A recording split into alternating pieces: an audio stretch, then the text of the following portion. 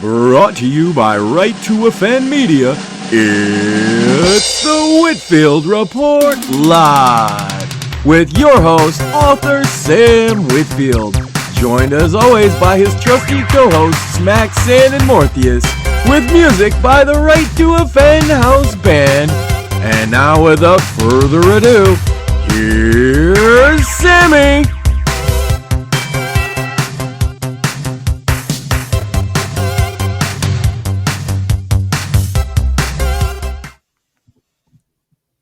Well, thank you for the stunning intro, Max, and welcome everyone to the Whitfield Report Live. I am your host, Sam Whitfield, broadcasting live here from sunny South Florida, and Max is in the the great state of Massachusetts. And off camera right now, but we will be seeing him momentarily. But anyway, welcome to the show, everyone, and thank you all for tuning in on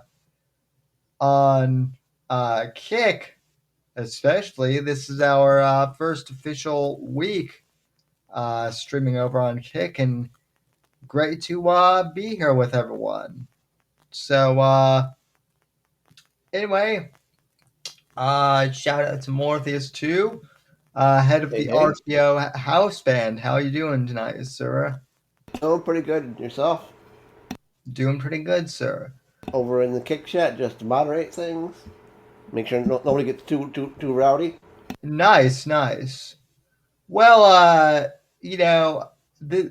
this being our first week on Kick, I just wanted to kind of address, that already I've gotten great support just from people tuning into my casual stream on Kick on Friday, which I was not expecting, that to be the case with an impromptu show, but it's been a great platform so far. And I also wanted to address some of the people on Rumble, because we are still streaming on Rumble, but some people asked, why am I not promoting the, the Rumble Premium, stream anymore? And the truth is, it's because I'm not part of the Premium program anymore. We did have some success, with the program, but not as much as I had hoped for. And honestly, there are some issues with Rumble as a platform, that I have, mainly on the technical end. It certainly didn't make it easy. No, they didn't. Definitely not. And look, we've been huge supporters of Rumble, and what they're trying to do with standing up for free speech and all that. Their mission is still great, but as far as like their as far as the technical end of things, there's still a lot to be desired. Hey, maybe just ballpark here. Instead of paying millions of dollars to Tim Pool and Dr. Disrespect, they could pay out like all the other sites do for smaller to mid-sized creators and build their own stars. But hey, Rumble chose its direction, and it made it obvious to me anyway that a small channel gets no help, has no, and gets filtered out because they kept raising the requirements of what was required each month to get paid, which is a really wonderful thing to do. Yeah, well, yeah, and that's the other thing too. Is look, I don't want to speak for anyone here, but like I was gung ho about the Rumble Creator Program because it seemed like an opportunity to, have Rumble promote smaller channels, and yet it seemed like we were putting in all of the work to, just fulfill all of the requirements without. And they said, do more work this time. Yeah. For less money. They lowered the payout every single month and raised the requirements every single month. Right. Yeah, that's why we left. If anybody had, or at least for me personally, that's like, you guys know, we were all in on it. We were doing lots of content. We were getting lots of views. It wasn't enough for them, but they also don't want to bother to put you on the front page or do anything. And so it's like, okay, I'm not going to meet your requirements. I could go over on Kick, and they don't make me jump through those hoops. I could go on Twitch. They don't make me jump through those hoops. I could go on YouTube. They don't make me. There's different hoops, don't get me wrong, regarding speech and things, but not the hoops like to actually getting paid as a creator when you're making content that people are actually watching. Yep. Right.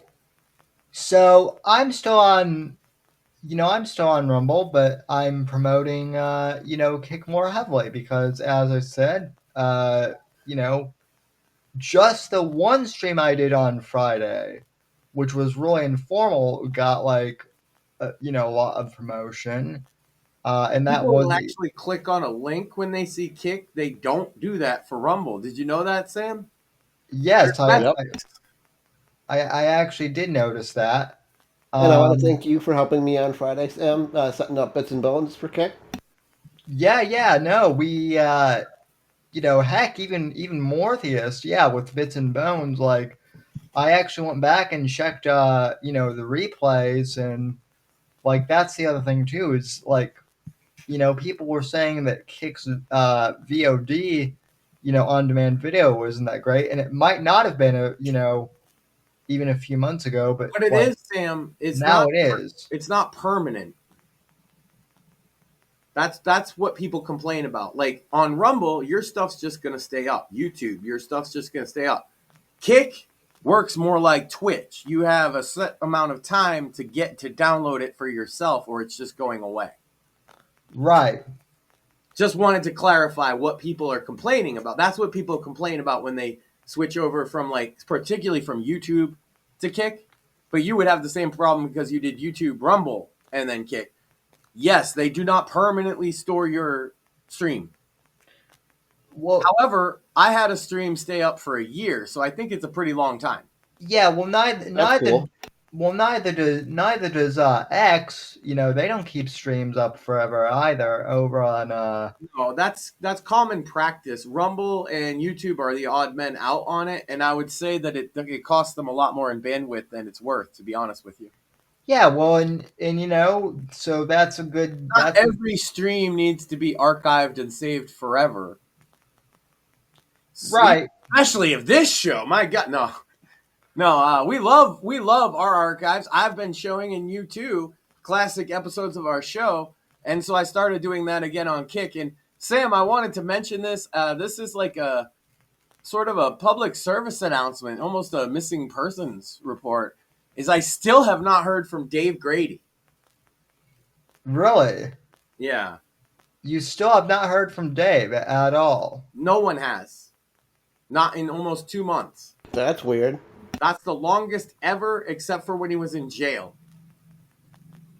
I'm hoping, Sam, you're laughing, but I'm deadly serious that this bothers me. I've been following this man for almost 15 years. He's a terribly awful-mannered, schizophrenic guy, if anybody doesn't know. And I've done a lot of videos on him. Just his antics fascinate. He makes me laugh, Sam. He's given me so much joy. And the last videos he was making, he was literally crying and begging for help for somebody to bring him to New York because he got moved out of he's Dave in New York is what he goes by. And they moved him to Delaware, as he puts it. He don't like Delaware. He wants to be back in Poughkeepsie. He's schizophrenic, Sam. He can't handle all of this.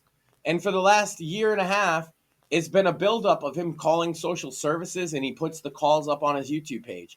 He sounds crazy. He called a school at one point talking about he was going to be naked so the kids weren't supposed to look. He went down a path, Sam, and then the last videos he put out, he was begging for like $30,000 to move him to New York or he was going to die. And that's the last fucking day video. You could check the channel yourself. That's the last day video. And he was screaming and he was crying. He's a man in his 50s. And I'm concerned, hoping, Sam, the best case scenario, in my opinion, would be that he's in a hospital right now getting the treatment that I've said he needs for years. But I'm concerned. So if you know what I'm talking about, then I over-explained it. If you hear from Dave or know what's going on with Dave, please let me know. That's all. Yeah, reach out to any of us, and let us know. I know people would see it as, oh, he's my like lol cow, but like I genuinely like Dave. Yeah, well, I mean, you don't seem to be the type, with the exception of Chris Cantwell, you don't seem the type in all the years I've known you, Max, to really troll with malice. Well, and there's no malice in that. He does Cantwell does the malice to himself. On that front, right? Sam, we have no updates regarding his August 5th hearing for probable cause in his methamphetamine arrest with intent to distribute case. There has been no updates, so I have nothing to go on. When there are updates, I'm going to do a cringing over coffee. I'm going to include all the information from in between the last time I talked about him, because there's a lot. In 1 month, I made one video on him. He got arrested. Then he went out and got arrested way bigger, and spoiler alert, he blames it on Israel specifically. Of course he does. Of course he does. Why wouldn't he? Yeah, Israel, they got a lot going on, but they still got time to frame a former drug dealer with a meth habit for meth distribution. That's what they do. Damn you, Israel! So, yeah, he had a probable cause hearing scheduled for the 5th, was the last I had heard from Cantwell. And there's no update on the website, which maybe means that they delayed it to keep him another month in the Worcester County Jail, which is the funniest fucking thing in the world, because that's the worst. Prison's worse, Sam, okay? Prison's always worse than jail, but that's the worst jail in Mass. Right. Worst jail in New England. And he's been there several months because they are not quite ready for his probable cause hearing, which makes me laugh a lot. So I mean, in the court's defense, what judge would be ready to hear Cantwell? So you said you had a monologue, and I said I have a list. Right, and so basically, to kind of conclude the monologue, we're still on we're still on Rumble, but we do have some minor critiques, I would say, and just welcome to the Kick family. They've been great to us so far. And Max, so for those who are kind of new to the show, we do more of like a late night talk show. Yeah. And for those who love the old school top 10 list, our my co-host Max generally has one. So Max, what is this week's top 10 list, sir?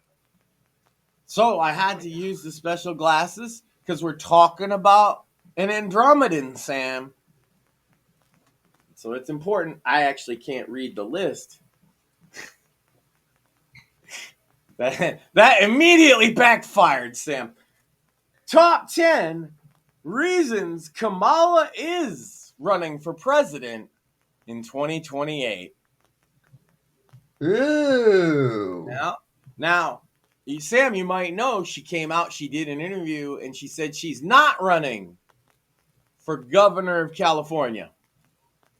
That instead, she's going to travel the country and talk to Americans to figure out the best way she can come back to Washington and serve the people. That's exactly what she said, Sam. No, I know. I saw that. And now, I understand that the news media has reported that she's not running for president, but Sam, I think I cracked the code. and that she actually is running for president. I know she said she wasn't, but Sam, Of course she will. I think she was lying. A politician lie? No way. What a shocker.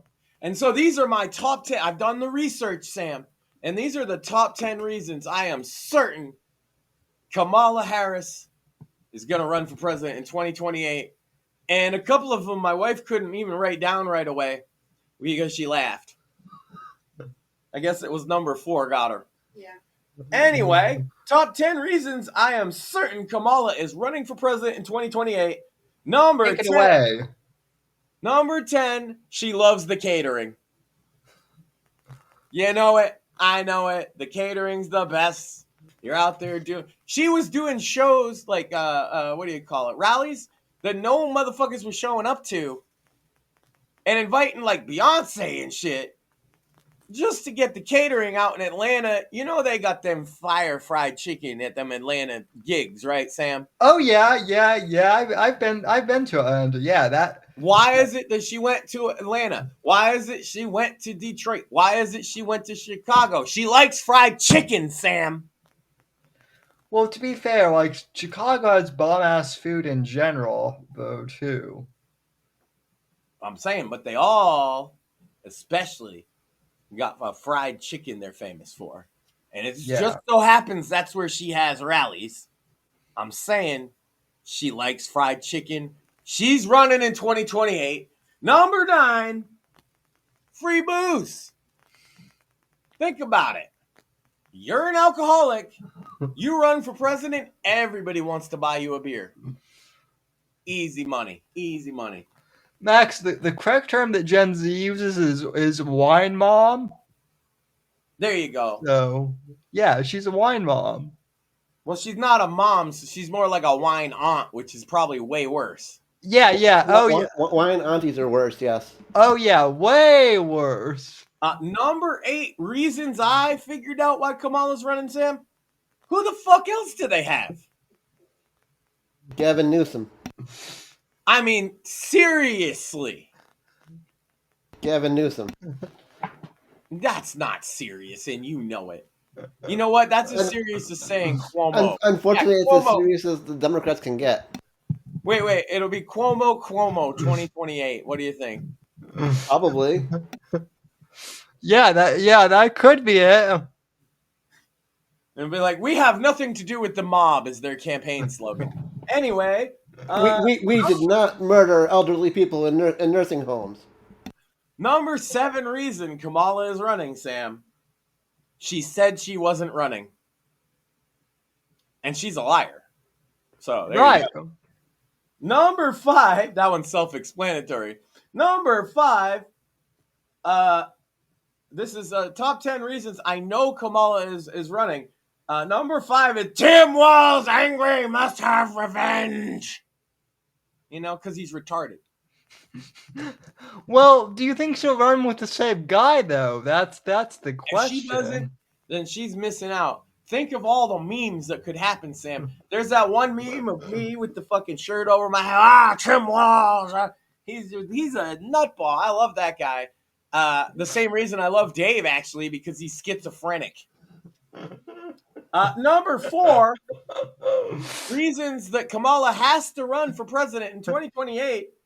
Hunter left a secret bag of crack in her desk. They still haven't found it. She wants to make, she's got to clean up. Well, do we know that it was Hunter's? Yes. It's Hunter. And not hers. Back within 1,000 feet of the White House, he is going to find it and smoke it. Sam, have you met a lot of crackheads in your day? Thankfully, no. Have you seen the interview with Hunter? He's an experienced fucking crackhead. I've seen clips of it where he looks like he talks about crack the way he talks about crack the way that like the Travis Davis and I talk about beer, about craft beer. He's like a fucking Somali. He talks about it the same way Craig on Twitter there talks about wrestling girls, you know? Yeah. Anyway, number 3, she spent her whole life sucking dick to get to the top, so she wants to be president and role play as Bill Clinton and smoke fine cigars.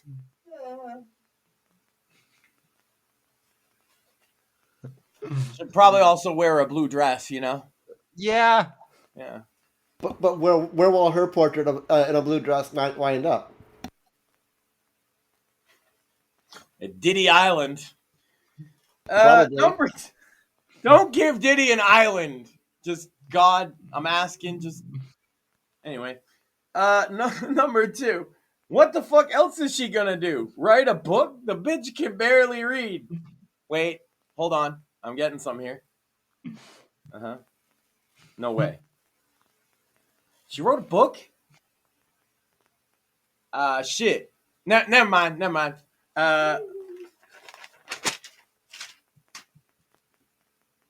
number 1. Oh, fuck. I read them back and I just ripped off 1 through 9 and threw them on the floor, Sam. Give me a second. Yeah, Kamala writing a book, though? I mean, now, to be fair, like, she's probably the one who actually does use ChatGPT. Text-to-speech ebonics. Well, she probably used ChatGPT to use, to write the book.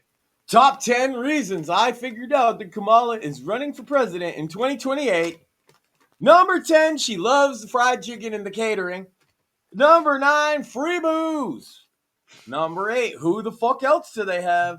Number 7, she said she wasn't running and she's a liar. Number 6, she said she was going to travel America and meet people. Number 5, Tim Wall's angry, must have revenge. Number 4, Hunter left a secret bag of crack in her desk. Number 3, she spent her whole life sucking dick to get to the top, so she wants to be president and roleplay as Bill Clinton and smoke fine cigars. Number 2, what the fuck else is she gonna do? Write a book? Bitch can barely read. Wait, I'm getting something. No way. She wrote a book. Well, shit, never mind. Yes, that was all written down. And the number 1 reason that Kamala Harris is running for president in 2028, Sam, you ready? Let's hear it. Satan said she has to, and Democrats always have to do as he says. I'd believe it. Yay! Democrats are evil. Yay! That's a boomer joke, right? That is actually a good question, though. Like, who else do they have to run? But like the other thing too is like she's going out to talk to the American people across the country now. Like my first thought is bitch, why didn't you do that during the election? That was the time to do it. Oh, sorry. I was just imagining myself living in Kamala's America, Sam, and I got caught up. Yeah, I mean, yeah. Don't do that, Max. You don't want to have don't give yourself PTSD like that. So yeah. But we got Trump's America instead, and I hear it's a terrible place where criminals get deported. Ever. Max, it is a horrible place from what I hear. It's so horrible that this past week, Sam, they have attractive women in ads. Can you fucking believe this? That's how crazy our world has gotten. I know. Well, that's what I was gonna say. They have attractive women in ads. And this happened last week. I figured we didn't need to cover it because I figured, it's just an ad. But no, this ad has become like national. It's become like a trending news topic now, so we have to cover it. You pervert. Never. No, go ahead. Well, They're looking for an excuse to watch her ad because she grabs her butt or whatever. Yeah, so Max, Shame. Max, the rest of the rest of America is talking about this, and also Racism. I'm calling you a pervert. These things are not the same. I mean, I don't think you're a racist at all, Sam. I mean, I'm not. There we go. I do think you're attracted to Sydney Sweeney in a way that's a little much sometimes. I plead the fifth. Well, no, we're talking about Sam. You can say whatever you want. We weren't talking about you.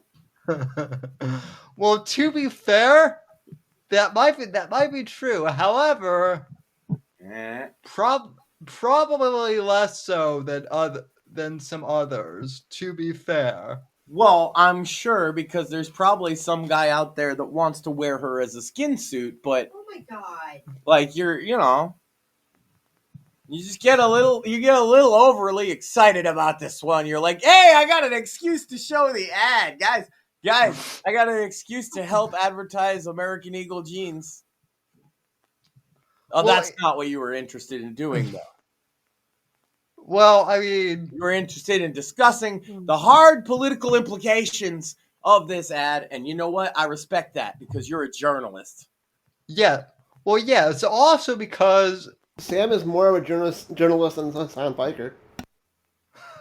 And I Yeah. know for a fact he's taking this seriously, ladies and gentlemen. Sam, in duty of a care of a journalist, has been watching this ad back to front to back, slow motion, rewind. He's been on it all day. He knows every inch of this ad by heart because he takes this job very seriously, ladies and gentlemen. And you're lucky to have him. well, frame by frame. Also, I've been trying to figure out how people are so upset by this ad, and I can't figure out why. So I figured, and I'm glad that Maxine is here too, because I genuinely want to know what is so outrageous about this ad. Oh, So- she, no. So let's roll this real quick, and yeah. So apparently this is the ad that has all the feminazis crying this week. I'm not here to tell you to buy American Eagle jeans. And I definitely won't say that they're the most comfortable jeans I've ever worn. Or that they make your butt look amazing.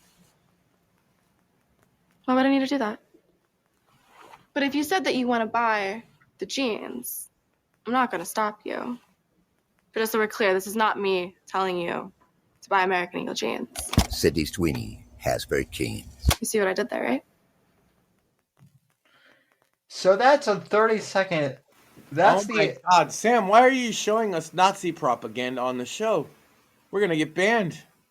we're on Kick and Rumble, so we're Oh yeah, they love that stuff. Okay. we're fine. But yeah. So 30-second ad. Hold on though. This confuses me, Sam, because you may have even noticed this on the show. All my jeans are black. So what does that mean? Well, I mean, that means that your jeans are Mort and I just have ordinary jeans, right? I'm wearing jeans right now. They're decent. They're clean. Oh my God, Sam! I don't have any jeans at all. Oh God! Well, Why then, me? What does this mean, Sam?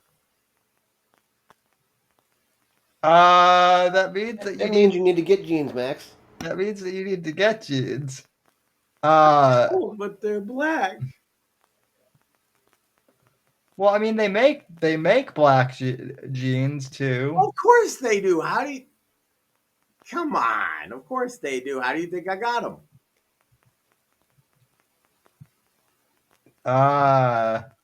You bought them. Wait, does this mean I can like sing along to hip hop? No, you don't. Keep Never mind. going with that. I mean, Max, I would allow it, but considering Maxine is not going to, I'm gonna defer to her. I just like I'm actually more shocked that this is like a trending like story. Like, are we? They needed something to be mad about, and like they saw an attractive girl and were like, "Oh man, I'm not an attractive girl," and got mad. The other thing Not that complicated, right? Max. the other thing that's like telling is the one time that she's wearing clothes on screen, everyone gets outraged. Oh, is it common that she doesn't?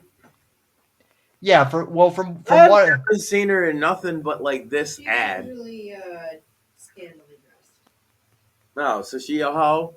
basically. Okay. yeah, kind of. She knows she's got a good body and she uses it. She's kind of smart. But no, I I give her credit for her being. since women are so outraged by this, I want to hear like what does Maxine think? She doesn't care. You want me to come on and talk about it? Yeah, like she's Sure. not outraged. That's for sure. Like, what the fuck is the problem? It's a dad joke. More and I are just guys, and same with Max. So we can't Yeah. we don't understand the female outrage apparently. So Damn right. so Maxine, if you could come like women-splain this to us, I would appreciate it at least. Absolutely. You're just gonna leave that up on screen so you can look at her cleavage, Sam? Of course. Yes. Oh, okay. There we go. Well- Now we know what the shot looks like. I had to bully him into giving me my shot. That's okay. Yeah, we're fine. You could, yeah. You can hear her fine. Yeah. So, Maxine, what do you think of this ad as the Okay, so when you're asking me, I just wanted to show that because I'm kind of like subtly flipping everybody off with one of my stickers. Anyway, do you want to know like what I think about the ad itself, or do you want me to tell you what I think about what people's both The whole situation. both kind of the ad itself and then kind of the So for the ad itself, When you first encountered it, I just showed it to you and I said, people are like have feelings about this. What do you Yeah. think, right? and I was like, okay. One, I don't really know much about her except for the fact that she was in Euphoria, and I'm not a fan of that show, not really. That's Not- like a mega gay trans show, right? Well, there is a trans character in it. There's a lot about drugs and There is gay gangs trans sex in and that show. There's a lot of shit. Yeah, okay. I've actually, and I'm being serious, I've never seen that show or anything that she's in. I've only seen some clips on TikTok of the show, and then I went and I watched one episode because I think we had HBO Max for like a free month. So I watched an episode and I was just like, nope, not for me. But having trouble with that. So I'm gonna set that down for a second before I get angry. But yeah, so that's the only thing I really know her in. I kind of think that she's a little overrated just because people really focus more on her looks than her acting. Like, it's nothing against her. It's like how I see people portraying it that I think that. Right. But I watch this ad and I'm just like, it's clever. They're talking about how the genes are really good and she's got good genes because she got a good body and she got that basically from her mom. You know, shaking what her mama gave her for all, And you asked me, what are why people... are people upset about this? What is it? I'm like, is it because her boobs are hanging out? Is it because they're sexualizing her? And then straight white woman. You showed me was like a compilation of that VTuber dude, and it was all these women reacting to it. You gotta look at the mic. Sorry, it was all he showed me a video. I forget which VTuber it was, and it was just a bunch of clips of the women reacting to it. First of all, a lot of you have blonde hair and blue eyes, you idiot. So shut up, because you're being stupid. Just because you dye your hair black to try to look gothic, or you dye your hair all the blue colors, yeah, you're still blonde. One of them was like a goth chick with blue eyes, and you could see her blonde roots. Yep. Get a touch-up kit first, okay? Because that just doesn't look good. The skunk look does not look good unless you've got like certain... Just don't. But then No. are you seriously, you're trying to be like, oh my God, it's eugenics in it. It's so horrible. It's a Nazi. And I'm like, y'all are just jealous that you're fat and you don't look gorgeous. And that is actually... Oh my God. Maxine's not wrong. You're regurgitating it. Because obviously they all heard this somewhere and they're just regurgitating it. Why? Because it's almost the same exact fucking argument. Almost the same exact thing repeated by all of them, and that's exactly how those videos work. They're just fucking parroting it because you're all fucking stupid. Right. You make reasons and valid points as to why women maybe shouldn't be allowed to vote because yeah, sitting there thinking that this means that she's a Nazi and all this stuff, and from a fucking Gene ad, then y'all, we really need. You know what makes a valid case for women not being allowed to vote? Actually, is the whole drama with the T app. Sam, have you heard about this? I did hear about that from our friends over on the Fake Untitled podcast, and the quick version is T app was a place for women to verify that they're women. And then they could have a safe space to talk about men that they've maybe encountered and show pictures of them and slander them, basically. And they all had to show their ID as well as take selfies to verify they were women. And that was all left up on essentially a public database that anyone could access. And so every user of the T app got doxxed. So... wah wah. It turns out giving your ID and all that information to a sketchy drama app might not be the smartest call in the world. Who could have foreseen that? No way. Being a snarky bitch and going on an app pretending like you're anonymous and then just shitting on men and just straight up making shit up. Fuck you, you fucking cunts. I'm glad you got fucking blasted all over the place. How does it feel, honey? How does it feel for them to put your pictures up there and go, she's hot, she's not? Well, hold on. They have so much information from this, Sam, that they actually figured the average age, the average weight, and the average height of the women using this app. Yeah. Wow. The average height is 5'3", and the average weight to correlate with that is, of course, 225 pounds. Damn. The average T user is very fat compared to the average population. And these are the same women who are always... What you're saying is they're dangerously mid or below. And these are the same women who are like, I want a man who's 6 foot, 5 and pack 6 inches and 6 figures. And yeah, works in finance, and it's like, you're not. Because of all of that, to the men that are interacting in these new sites that are popping up, what just happened? I have no idea. We flipped. Anyway, I'm still going to keep talking. To all the men that are involved in these apps or these sites that are ranking these women, have at it, boys. They've gone after you long enough. Take your revenge. Have at it. We're right there.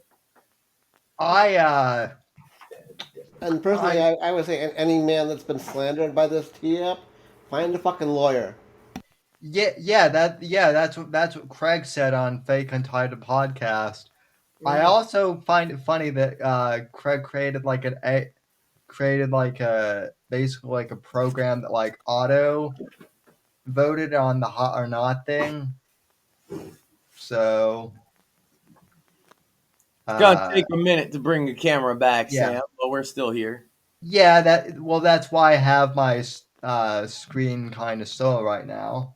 But yeah, so the T app, I didn't even know that was a thing until this happened, but that's hilarious.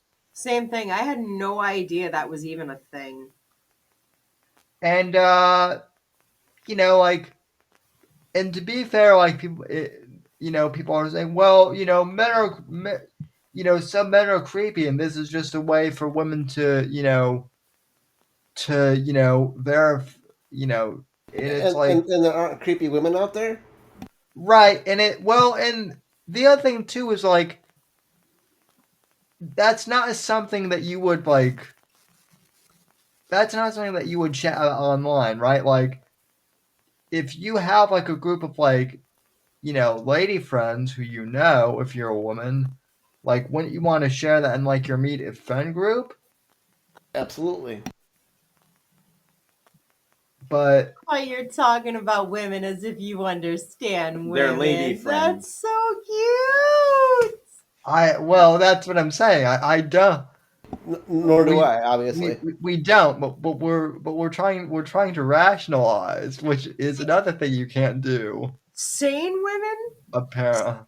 Sane women, they will go to their best friend. You will have usually one, maybe two. There might be like a group of like three of you. And that person or those people will be the only ones that you go to, and you're going to bitch about the men that you... Yeah, women will share with their friends like, oh my God, this Tinder date was the worst thing in the world. Yeah, they're going to shit on that guy. But right. What they're not going to do is go somewhere publicly and fucking blast that person. There are women that do that, but those are the ones that I don't believe. Yes, haha. But those are the ones that I believe that are not fully sane. I would never go online and completely trash somebody like that. And I mean, the difference is, even with you and I talking about my exes, did I say anything that wasn't true? Yeah, did I go any further? No. You're missing the big picture here, all of you. What is the big picture? The app is called fucking tea. They're all pretending like it's not. Yeah, no shit. It's to spill the tea. It's a gossip app. Duh. Yeah, but they're acting like that's not what it is. It's fucking called tea. That's exactly what it is. That's why they called it tea. Right. Don't sit there and act like this was it's a woman's safety app. No, it's a gossip site. Right. Yeah. You can't sit there and you spill the tea. I have tea. Oh my God, guys, here's the tea. And then make an app called tea and be like, well, that's not what it is, though. Yeah, no, they're trying to say that it's they're trying to say that it's for women's safety. Yeah, bullshit. Yeah, they're trying to say it after the fact when their hand gets caught in the proverbial cookie jar. So they have websites up where they'll put up two of their pictures and you vote which one's hotter, and they have a ranking leaderboard for it. Hence I say go at it, boys. Yeah, I know. Well, you and Mort, you both pointed out that these are the type of women that are like, I want a guy that's 6'5", makes 6 figures, you gotta have abs, blah, blah, blah, blah, blah. And it's like, yo, you look worse than Frodo and Gollum combined. You don't deserve to sit here and say you deserve fucking Hercules over there. Settle for Quasimodo, know your place, okay? Now, granted, there are some women, like, I feel like I'm lucky and I got a husband that I don't think I deserve to have him. I don't think I'm at the level to deserve him. I'm lucky. Some of us women are like that. But, like, y'all, you can't be sitting there being like, you want all... Go at it, dudes. Have at them. They've been going after you long enough. There's a term for it.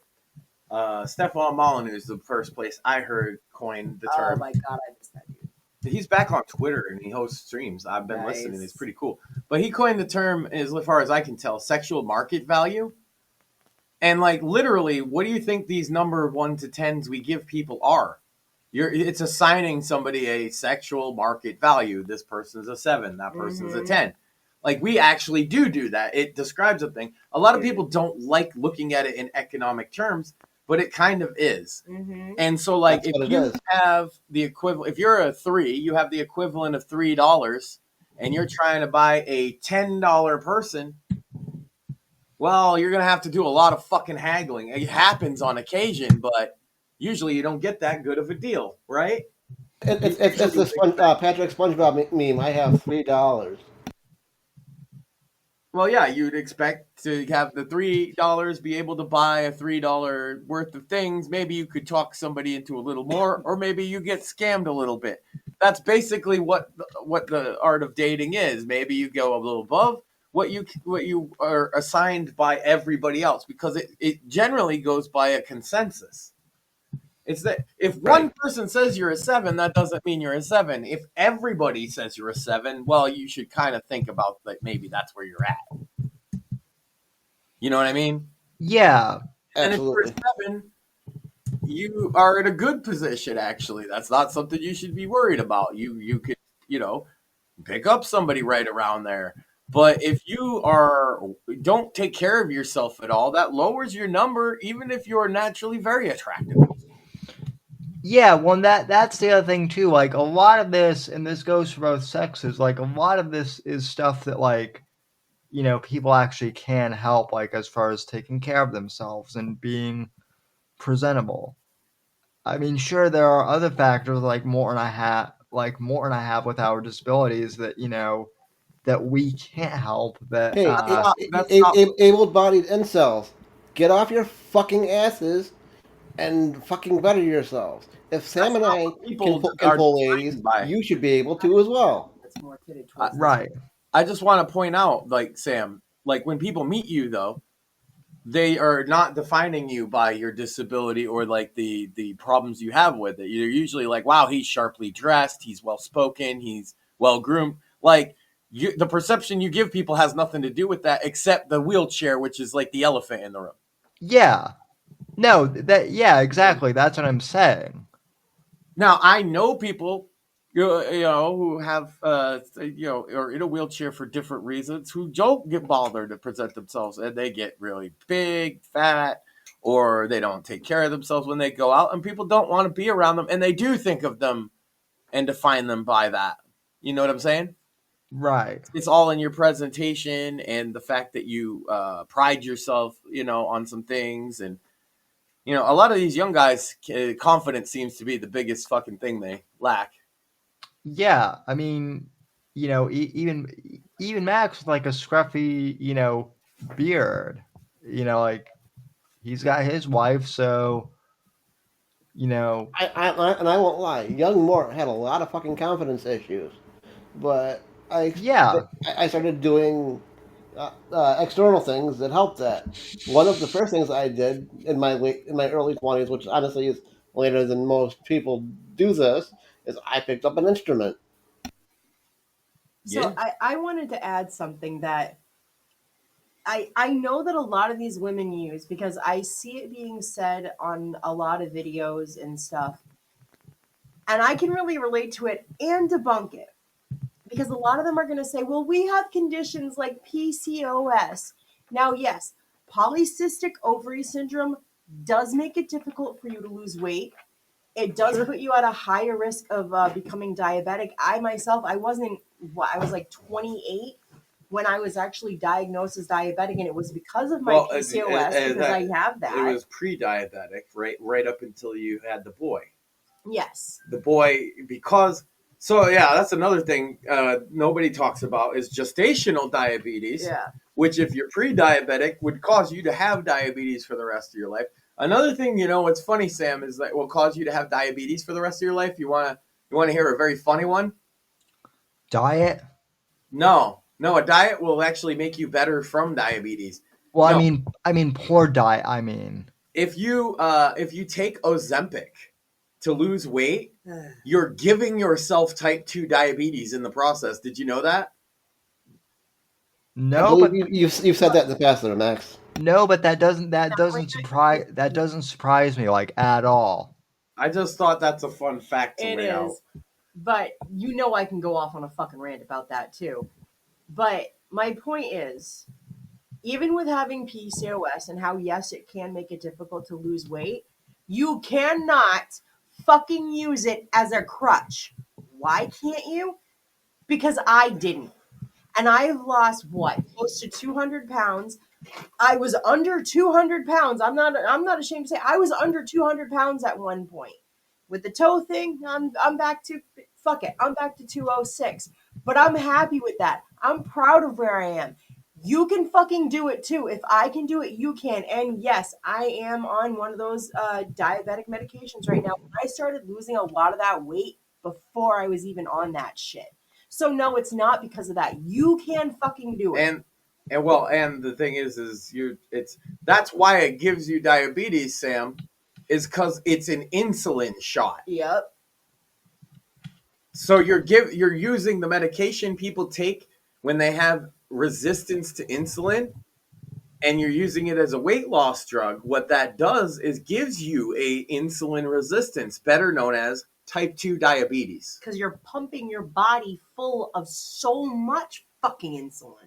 So all these celebrities that are doing that are going to be diabetic for the rest of their life, because not just because they were fat. That might happen anyway if you're really fat. Mm-hmm. But because of the way they chose to lose weight, they're going to have that problem forever. Now, you lose weight the old-fashioned way, you get rid of diabetes. Well, that's to a large degree. That's just like, my grandfather, used to say, there are no easy shortcuts really in life. That's right. That's one thing I learned from my dad is not just because like he tried to teach me that, but also watching what he went through in his life. It just taught me like, yeah, there's no shortcuts in life. You got to work for everything. And that's why I do try to work hard. And, when stuff got bad for him, he tried the shortcuts, all of them. That's what she means. Yeah. He tried all of them because they were easier and it seemed like the right way. And then by the time that the only thing left to do was hard work, his body wasn't capable. And that is what can happen to any of us. Mm-hmm. Yeah. He tried. He figured, I'll do this diet and I'll do this, this, that, and the other, But at the end of the day, when it was like, none of that has worked, and now it's gotten so bad, you just have to do this, that, and, you just have to eat less and get out there and exercise, and he couldn't. My favorite thing is for people to tell diabetics that they should either be vegan or they should do the keto diet. Here's the funny thing. Both of those diets would kill me because there's so many carbs and so much fucking sugar that you're eating in them. Not to mention that on the keto diet, you're eating more fatty foods. It's actually not good for you. Like, right. Gabby Hanna. Now, granted, Gabby Hanna has gone loopy. But before she went crazy, she was doing these videos where she was doing these trad diets or fad diets, whatever the fuck they're called. And she did the keto diet. She couldn't even make a week on it. It was like she said, like it literally felt like she was dying. Like she couldn't even eat blueberries on the keto diet. Blueberries. Like she couldn't have she couldn't have potatoes. She could only have sweet potato. Like, oh my god, like those diets are actually not good for people who are diabetic because it shoots your sugar up and it'll kill you. Right. Too, because it's like a lot of people don't know this. Bananas, do you know that they're actually carbs? It's like 26 grams of carbs in a banana. Yeah, it's crazy. Yeah. Fruit is fructose, right? And so it turns to pure sugar. It basically, a lot of it has to do with how you process stuff. Look, she knows I've become like a full-on health nut since the last couple of years. That's why I got something to talk about, Sam. Let's talk about VR boxing. Let's talk about I've been beating up little kids in the VR gym. That's been fun. She's Max is a bully. beating up little kids. Yep. She beat me in a sparring match. I did. Oh my God. I was so freaking shocked because he had me stand up over there and literally taught me the stance, the 1, 2, even the 1, 2, 3. And then it's like, all right, let's go in. And I'm like, all right. And I'm like, I'm in there. And I literally had them up like this the entire time. I was kind of scared. You whooped my ass the first time. And then I beat you the second time. And I was like, no way I beat you. Yep. But I'm on the leaderboards for beating kids. I got like almost 30 wins. Nice. Well, they line up, and hey, man, I'm not like I'm teaching the kids. You know, as I'm Right. if they're coming in with their like hands like here, I'm like, hold on, stop. You know, I back up. I say, hey, put your guard up. Keep your hands in front of your face. That's how this game works. It's not like real boxing because it's either you hit them or you don't, and you get points, and there's a damage meter. The other games I've been playing, Sam, are like real boxing. I wouldn't even put her in one of those. They're intense. I'm working on two. There's Thrill of the Fight, which is super realistic single-player boxing where you go through a series of opponents, kind of like Punch-Out, but it's real boxing. And each one's a little different. There's a guy that's always taller than you. No matter how tall you are, he's always taller than you. So you have to fight a taller guy. You have to fight a bigger guy. You have to fight a quick guy. You have to fight like a defensive guy. And I plan on streaming some more of that because, as she knows, I am now 7-0 in that game against him. The next guy is basically the Mike Tyson of the game. Oh my God. It is seriously so funny to watch him. Not even watch the gameplay. Watch him and listen to him. Right. Oh my God. The smack talking that he does is so fucking hilarious. Get up, bitch. Come on, put your guard up, bitch. Oh my God. It's fucking hilarious. Yeah. Well, that is kind of like the funny thing with VR is being on the outside, like watching someone, because obviously, like, you know the person is seeing something, in the headset, right? But on the outside looking in, it looks goofy no matter what it is, usually. Yep. Oh my God. We got killed by Freddy Krueger. Yeah. So there's this Meta Horizon Worlds, Sam. And what that is like in Fortnite or Roblox, how they have like mini game worlds you can join that have stuff you can do. Right. They have one like that, and actually it's awesome. And actually, I just got myself the developer kit. I'm probably going to make a world because I was thinking of making a late night show because there's nothing like that where you could sit at a desk and it shows where like the audience would be. That's probably what I'm going to do if I make anything. That would be cool. Yeah, just like nothing to interact with, just to hang out at like a set like the Tonight Show. Right. Yeah, anyway, there was one, it was like Freddy Krueger, and I just was like, oh, look, here's a Freddy Krueger. First of all, tell them about the Titanic. I say, Sam, I say to my wife, pick a world that's chill that we could go hang out in and get you used to this. And what did you pick? The Titanic. I thought it was going to be like the museum, right? And it would be like you would go through and like see exhibits. That's what I thought it was going to be, more like a museum. And you get in there and it's kind of cool. There's a big wall with like the text and it talks about the Titanic, and there's even a voice that talks about it. And then you can see the ship from where you're at. And then they're over to the right. Well, there's a little archway and it says boarding pass. Okay. Now you're on the Titanic. Oh, we're on the Titanic. And I'm like, oh, cool. You get to walk around the Titanic, and then you hear from the movie, iceberg, dead ahead. And I'm like, oh, no. You look over to the side. And I was like, hey, look at that iceberg. And she's like, shut up. Well, no. Yeah, no, it's a simulation of you going down with the fucking Titanic. And you know what this motherfucker did? It's kind of hilarious. He found out how to get up to the bird's nest. The crow's nest. Crow's nest, whatever the fuck. I don't know ships. So I'm like, oh my God, how'd you do that? And then I get up there. He's like, I just said I'm stuck here. What are you doing? And I'm like, I wanted to get up here. And then I figure out, oh shit, you can jump off.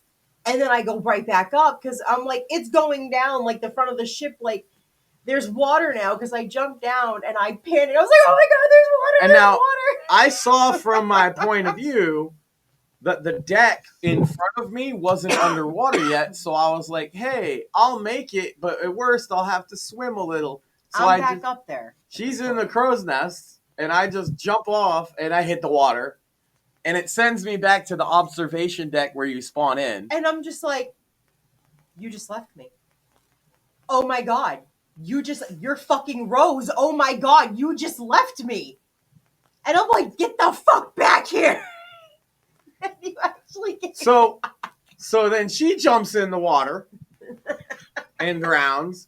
Comes, respawns where I'm at the observation deck, yelling at me, right?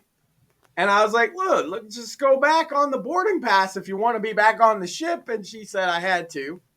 And so we stood at the back, and then I narrated what was about to happen the whole way. I was like on the back where like Rose and Jack were watching the Titanic go down. And I'm just like, oh yeah, here's where it's going to snap and we're going to go to the right, but then it'll roll back to the left. And that's exactly what. And it starts happening. And I'm like, oh my God, like actually losing my balance for real.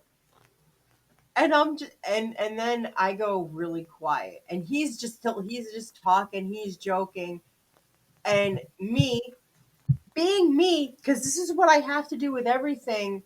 My mind goes right to, oh my God, people really experienced this.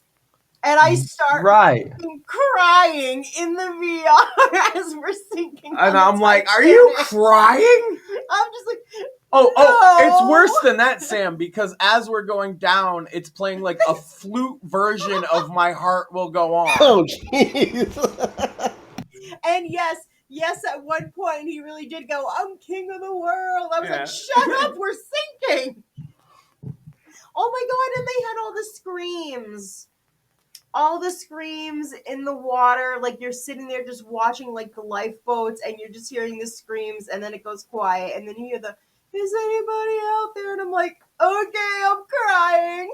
And so then it resets after it's all gone. She's crying and I'm like, let's look at it. It has like posters, like movie posters for other worlds you can visit. And I'm like, hey, that one's Freddy. And on my screen, she disappeared when she pointed at it. So I was like, oh, did you just go in the Freddy world? Well, I'll go too. So I click on it. And she's like, where did you go? Oh, no. I'm like, all right, I'm coming. She joins. We have no idea what this is, except there's a Freddy Krueger on it. And it is, Sam, you know what it was? Have you ever heard of the game PT? Yep. Yeah. It was PT, so you go through the hallway over and over again, but with Freddy. That's awesome. Mix of Slender Man, because you have to go and you're supposed to find the 5 missing kid flyers. Mm-hmm. We only got 2. And then, it escalates each time you go through. At one point, there was a key. Patrick! Yeah, a guy jumped in with us just named Patrick. He's cool as shit. He was muted. And I was like, he disappeared at one point. And I was like, we're not leaving him behind. We got to find Patrick. We're going back.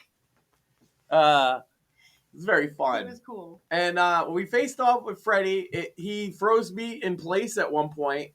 And then he was turning into pools of blood. And he popped up right in my face.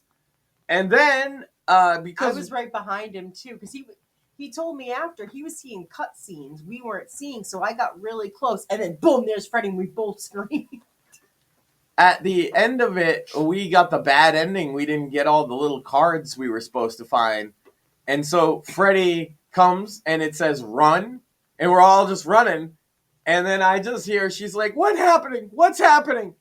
And I turn around. Freddy has her up in the air. and he's just dragging her. And then I look over to where he's going, and it's a furnace, and it's hell. Yep. And Freddy drags her off to hell. First. Then he comes back and gets Patrick. And then the girl that jumped in. Yeah, there's an older black lady was in there with us. She friended me because I made her laugh so much. That's what she messaged me, and she was like, "You funny as shit." Yeah, she was pretty cool. And then I'm just standing there. I know I'm gonna get dragged to hell next, so I ran away from him. Then I tried to fist fight him, but that didn't work.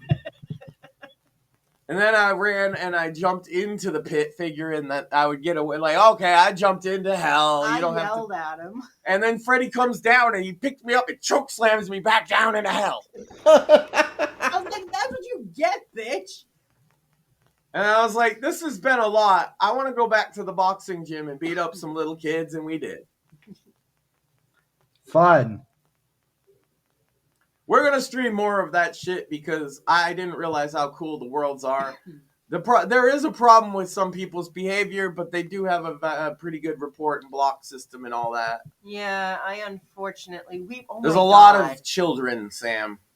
The teenagers are surprisingly worse. Actually, no, that's not surprising. Yeah, the boxing gym, I want to say, it mostly gets populated by like preteens, and the preteens are respectful as shit. They you know, if you swear at them, they'll swear back at you because they feel like they get a pass when you do. But otherwise, they're really cool. And what I found is I help them with the boxing a lot, and they like appreciate it. I'm actually like, that's cool. Now there's all these kids that keep like friending Uncle Max. And I'm like, I can't friend you. Don't follow me. I can't follow you back. You're a kid. You know, that would be weird. But if you're in the fucking boxing ring with me, yeah, I'm going to tell you to keep your hands up because I don't want to win easy. Right. But, so that's been a lot of fun. And then there's the boxing game that, like, you have to buy. It's not just a world. That's adults. And I bet, like, the first guy I fought, he's a black guy from New York. And he used to run a boxing gym. And he was like, yo, you're fucking pretty good at this. Like, and we were just chatting for a while, made friends with him. And the second guy I fought was a really thick Hispanic sounding guy, and he said he was from like El Paso. And that's cool. Yeah, I beat them both.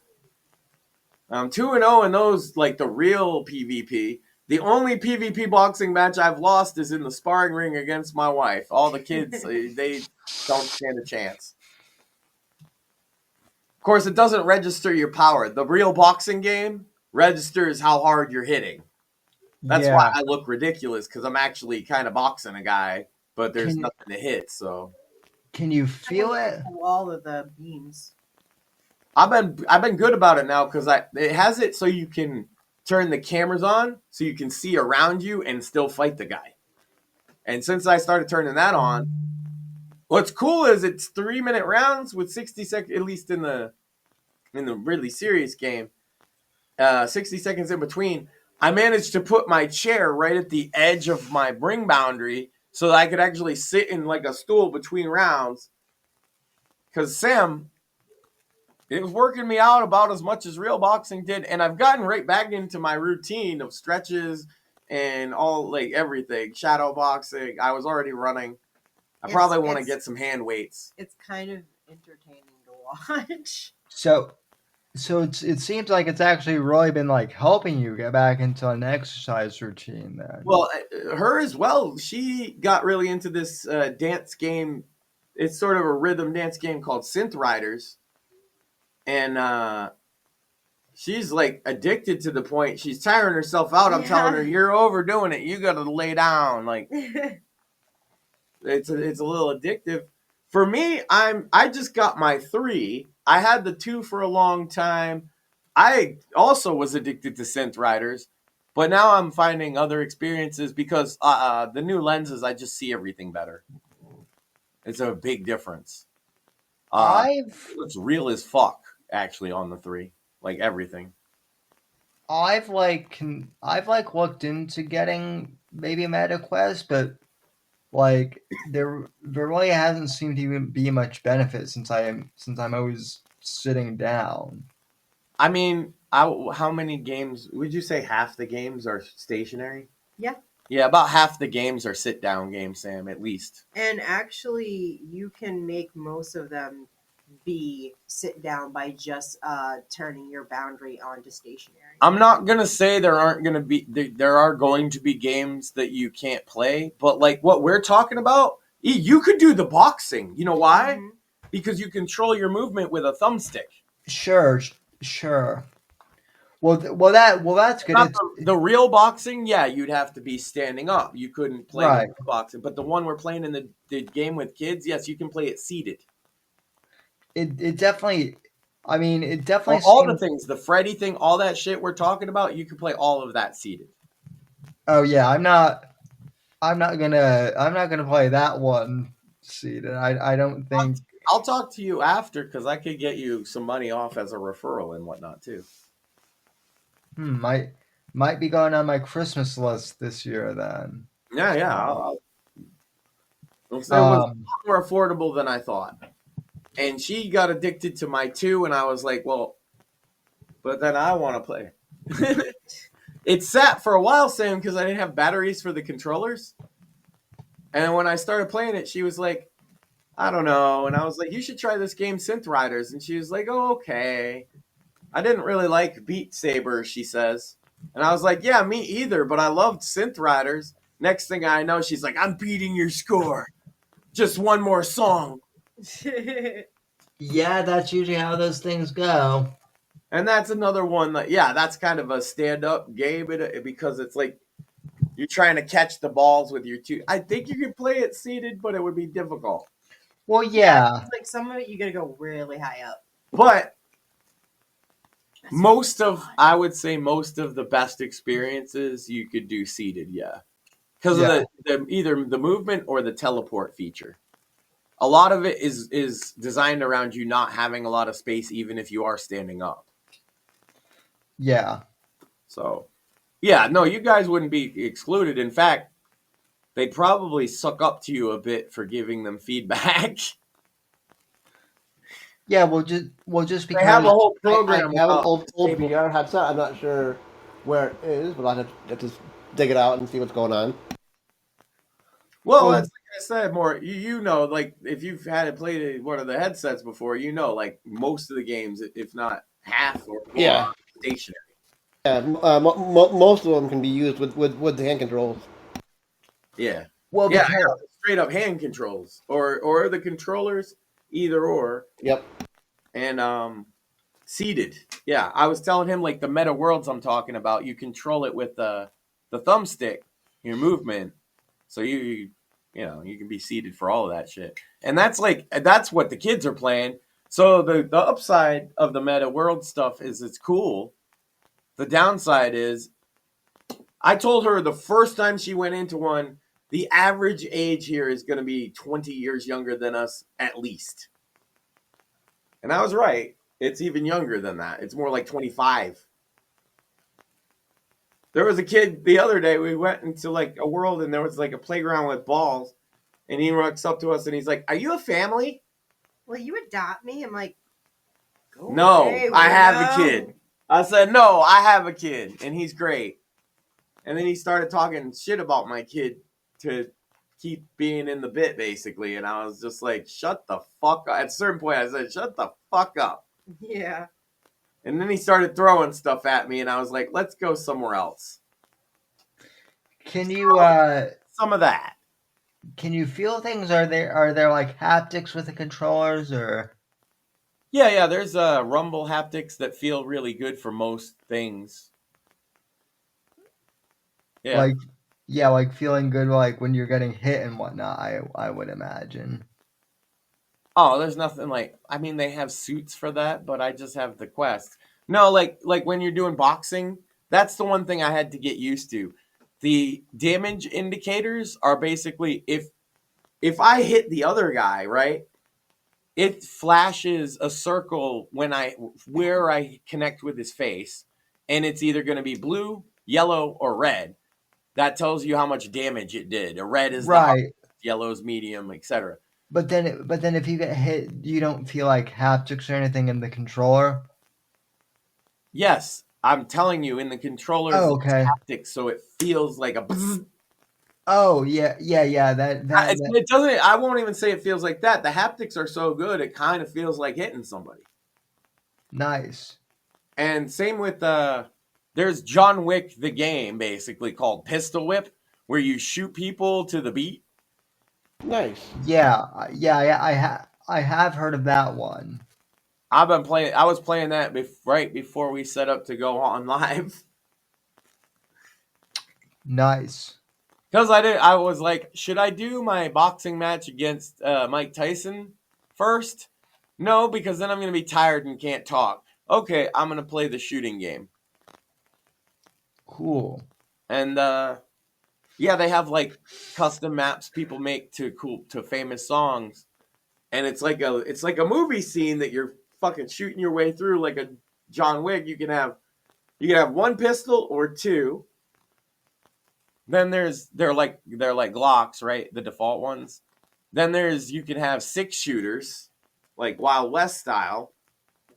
Then it gave me each one is a fucking boomstick with 2 shots, like like a shotgun. And I was like, oh, I really like this. And to make when somebody gets too close, if you pistol whip them, as the name of the game suggests, you melee. It's a lot of fun.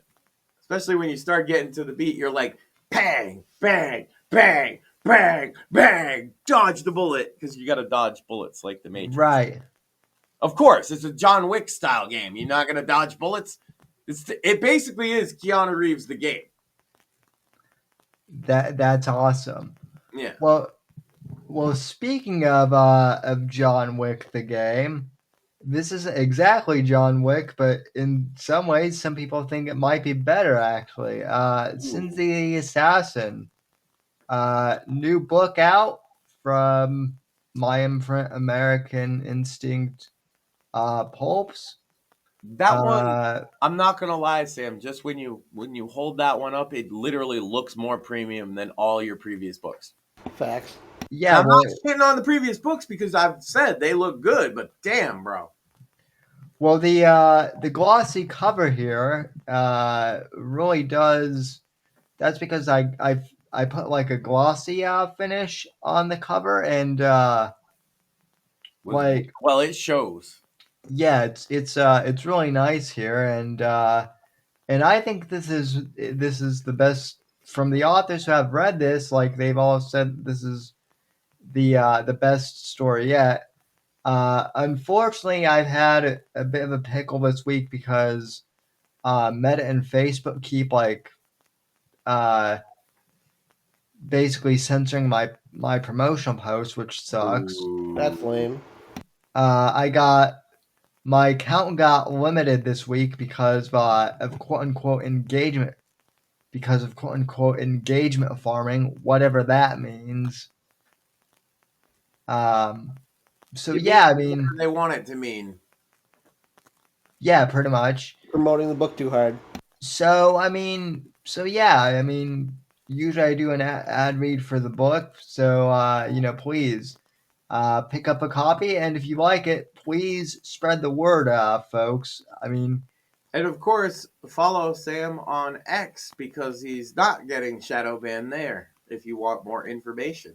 Nope, and in fact, I made a pretty bomb. I made a pretty bomb ass trailer for the book this week, or at least a short one that some of you may have seen yesterday. So, but wait, there's more because we also have Western Tales Volume 1 from Veritas Entertainment. In which one of the Jason Miller short stories. Oh shit! That's where you got it published. That shit looks nice too. That's the book he got his story published in. Yeah. So look at that. That's nice. Yeah, that looks like that's a great cover. I wasn't able to show it last week because my copy hadn't come in yet, but that's why I'm talking about it, because I remember last week you didn't have it. I didn't know you were gonna get it this week, and that looks great. So you're in there. What number are you? Like, what page do you start on? I am story number 4. So let me look in here. I do have the digital. I have the ebook version as well, so it's a little different on there. But I believe. Let's see. Do they even have a? Well, it doesn't matter what page. You're the 4th story. That's good. Yeah, I mean all of them are great, and also it doesn't even have a table of content.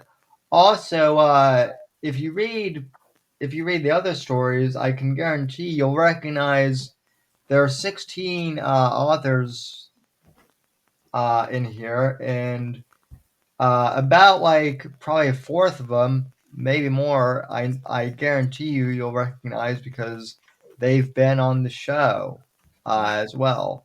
So think of Sins of the Assassin as my solo album, and then Veritas as kind of like the group album. Mixtape. So yeah, the mixtape. So you got a track from the hot new mixtape. My dog over here. So both of these are on sale now, and appreciate everyone who's been supporting. And to Zuck, go fuck yourself, Lizard Man. So are lizard men around? Where's my glasses? Right. Yeah, I mean, if you look at it. Hold on, Sam. Come a little more in frame. I gotta double check something. Okay, he passes. Yeah, no. See, I looked at a photo of Zuck, and even I saw like a lizard tentacle man. So, well, you got to get you some of these here. They're exclusive. There's only one in the world. Well, I'm not gonna steal your pair. Others out there, but they don't work like this one. No. This one was blessed by the shamans from the planet Zek Blue. Of course. Yeah. Well, that's because that's the Andromedan's arch nemesis, Sam. Right. Right. Speaking of Andromedans and weird stuff and whatnot, so we've talked a lot about censorship in games the last few weeks. In fact, it's been it seems like that's been the kind of the hot topic for like the last month or so, and it just keeps getting worse because if you weren't going to buy GTA before because of the price, now you really don't want to buy it because apparently Rockstar is going to institute basically photo ID, and I'm sure I'll play this on Bits and Bones, but I wanted to play this video. Luke Stevens, who does game reviews on YouTube, he did a breakdown of this, and I think he has a pretty good take. Kind of the details of this whole thing. So, stuff going on in the UK, right? All the privacy laws. If you live in the UK, I'm sure you're all too aware of it. But basically, the UK passed a law that is aimed, and what they say is that the intention is to protect the children, which who could possibly be against that, right? But basically what it means in practice, which is a separate question from what the intent is, in practice it means that all sorts of things that are gated based on age now require verification. So there's been stories, for example, over the last couple of weeks where people can't get into Discord servers, even Discord servers they own, unless they can verify through a third-party source their age. Some of them are doing it through face scans, where you use your phone, take a picture, it uses whatever algorithm to guesstimate your age based on the picture. Other companies are using verification through like actual government IDs and stuff. So you have to scan your government ID and upload it to a website to get access to it if it's meant for adults. And it's no doubt coming to games as well. Well, Tez 2 is a gaming sort of maybe reporter, or he covers gaming stuff, specifically Rockstar stuff. And he was doing some data mining from the looks of it into GTA Online. And what he found was exactly what you would expect given this new law from the UK. Rockstar is planning to implement age assurance checks in the near future, rolling them out by region, meaning you will likely need to verify your age in order to access GTA Online, and possibly even when GTA 6 launches as an M-rated video game, also just the game. You'll need to verify your age. And they might also just lock certain features and like in-game systems behind these walls. So maybe you can only access phone messages, text chat, Snapmatic until you verify your age, and then that unlocks. Who knows? But they are building into. So I love this because from what I understand, like it's been rumored that GTA 6 is going to be $100 for just a base game. Like that's been the speculation. And so like my whole thing without even finishing this video was like, who in the right mind? And I don't know if you saw my my conversation in Craig's group chat more, but basically like I said, who's gonna want to spend $100 only for Rockstar to demand that you give like your ID to some third party, which we know isn't going to be like secure or anything whatsoever. Right. I don't know. You know what's fun is that this sort of relates to the VR thing, because I was talking to her about it. You know what? What do you think the most expensive Quest game is? How much? Like probably 110. Probably like 70. Probably like 70. The most expensive on the store, not on sale, I've seen is $40. Wow. The average price is between 10 and 20. Some of the premium games, 30. Like the Batman game and whatnot, Batman right? game comes free with every Quest 3 and 3S. Oh yeah, that's right. When it's not gonna come free with it, it would cost 30. Yes, 30 is the premium price tier for most of them. The only one I've seen for 40 is a Walking Dead game, and it has bad reviews.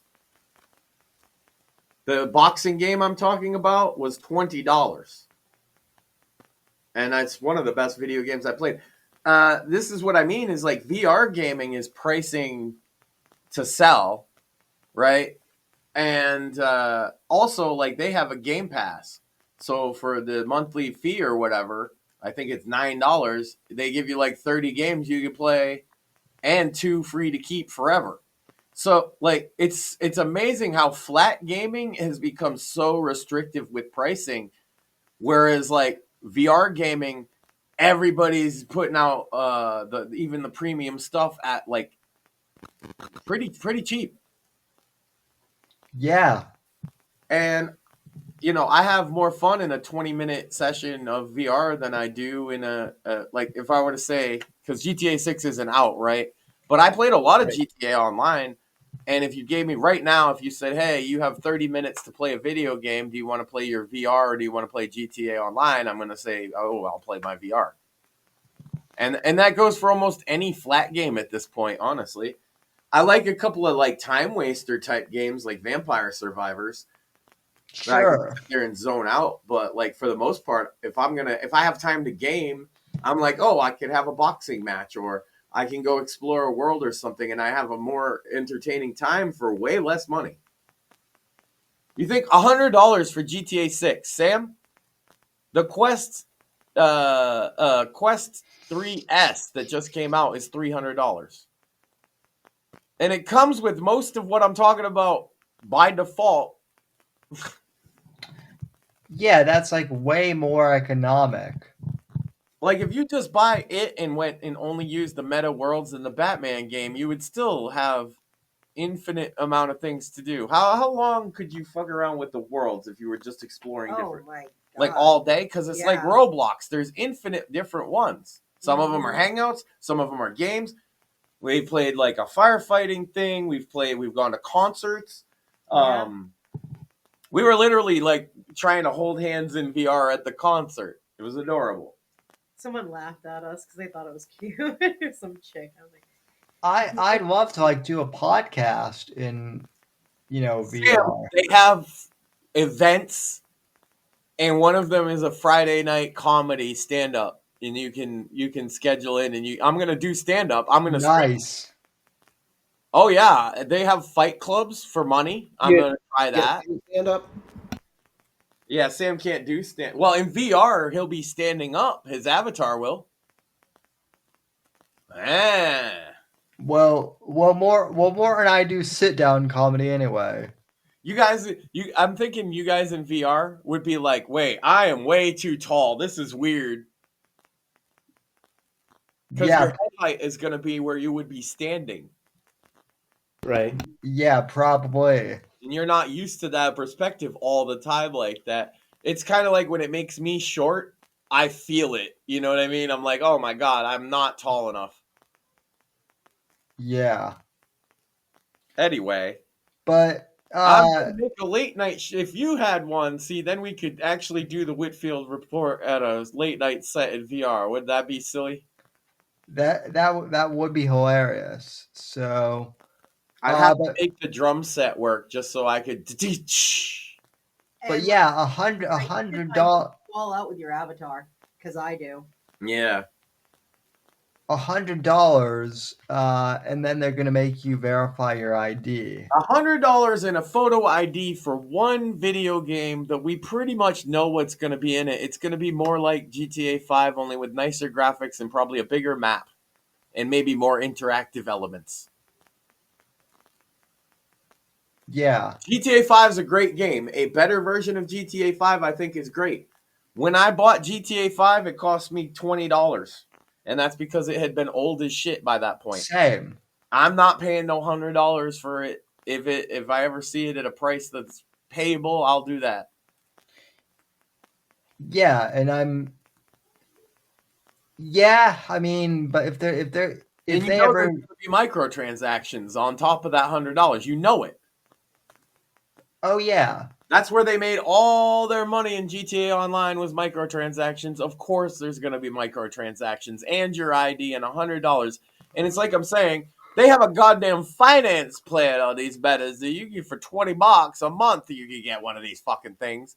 It's just there's same with Switch, man. They're pricing normal families out of gaming in favor of enthusiasts. That's what's happening. We all know I'm a fan of the Witcher franchise. I wouldn't pay $100 for the new Witcher game. Right. Well, I wouldn't pay $100, but like more importantly, there's no reason to show your ID. Like your privacy is more important than any video game. Yep. At least they're not going to keep kids off the game. No. All of this is doing is punishing adults and then finding new ways to control them. It is not going to stop kids from seeing content. Of course. Well, and that's kind of what Luke says here as I'm sorry, but bro needs to do something to get his tea up a little bit. His voice was grating on me. Yeah, I agree. Lift some weights, eat some steak, something like get a blowjob, Oh my God. Anyway, you can't play it, Sam. I'm sorry. Their code these checks. So soon you will have to do that. You'll have to do that. There's a dude in the UK with tattoos on his face who cannot get verified by selfie. AI recognizes his face as a mask. Okay, it was a little funny. The one most amazing workaround I've seen is Death Stranding 2. They go into the photo mode of Death Stranding 2 and point the camera at Sam, and because he's moving and shifting around, it thinks it's an actual person and passes, which is just kind of cool. It's just kind of cool.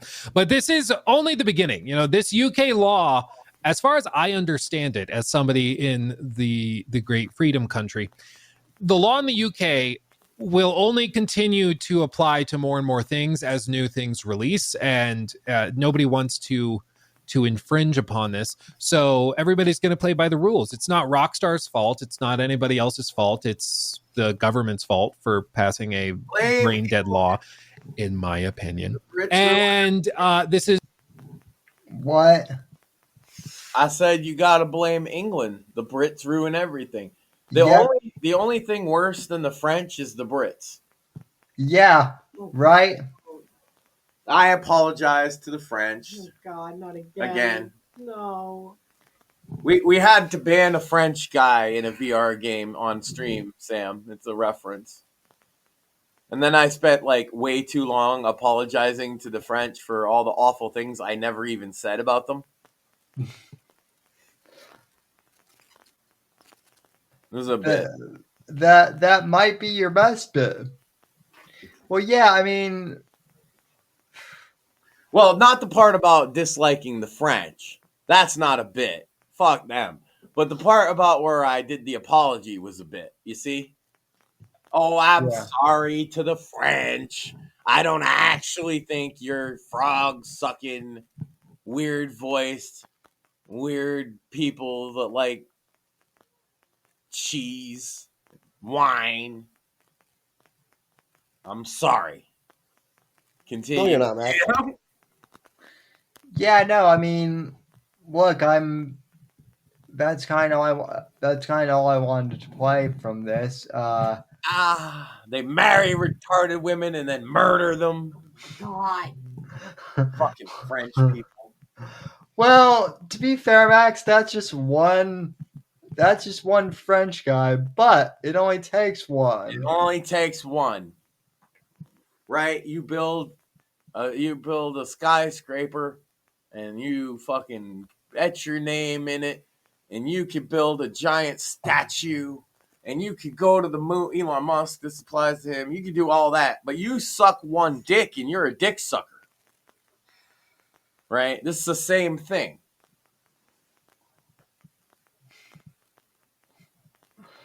I had never thought of it that way, but well, that's true. Also, well, you fuck one mother, you're a motherfucker. You know what I mean?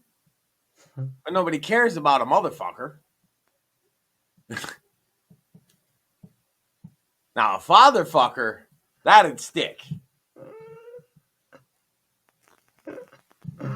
And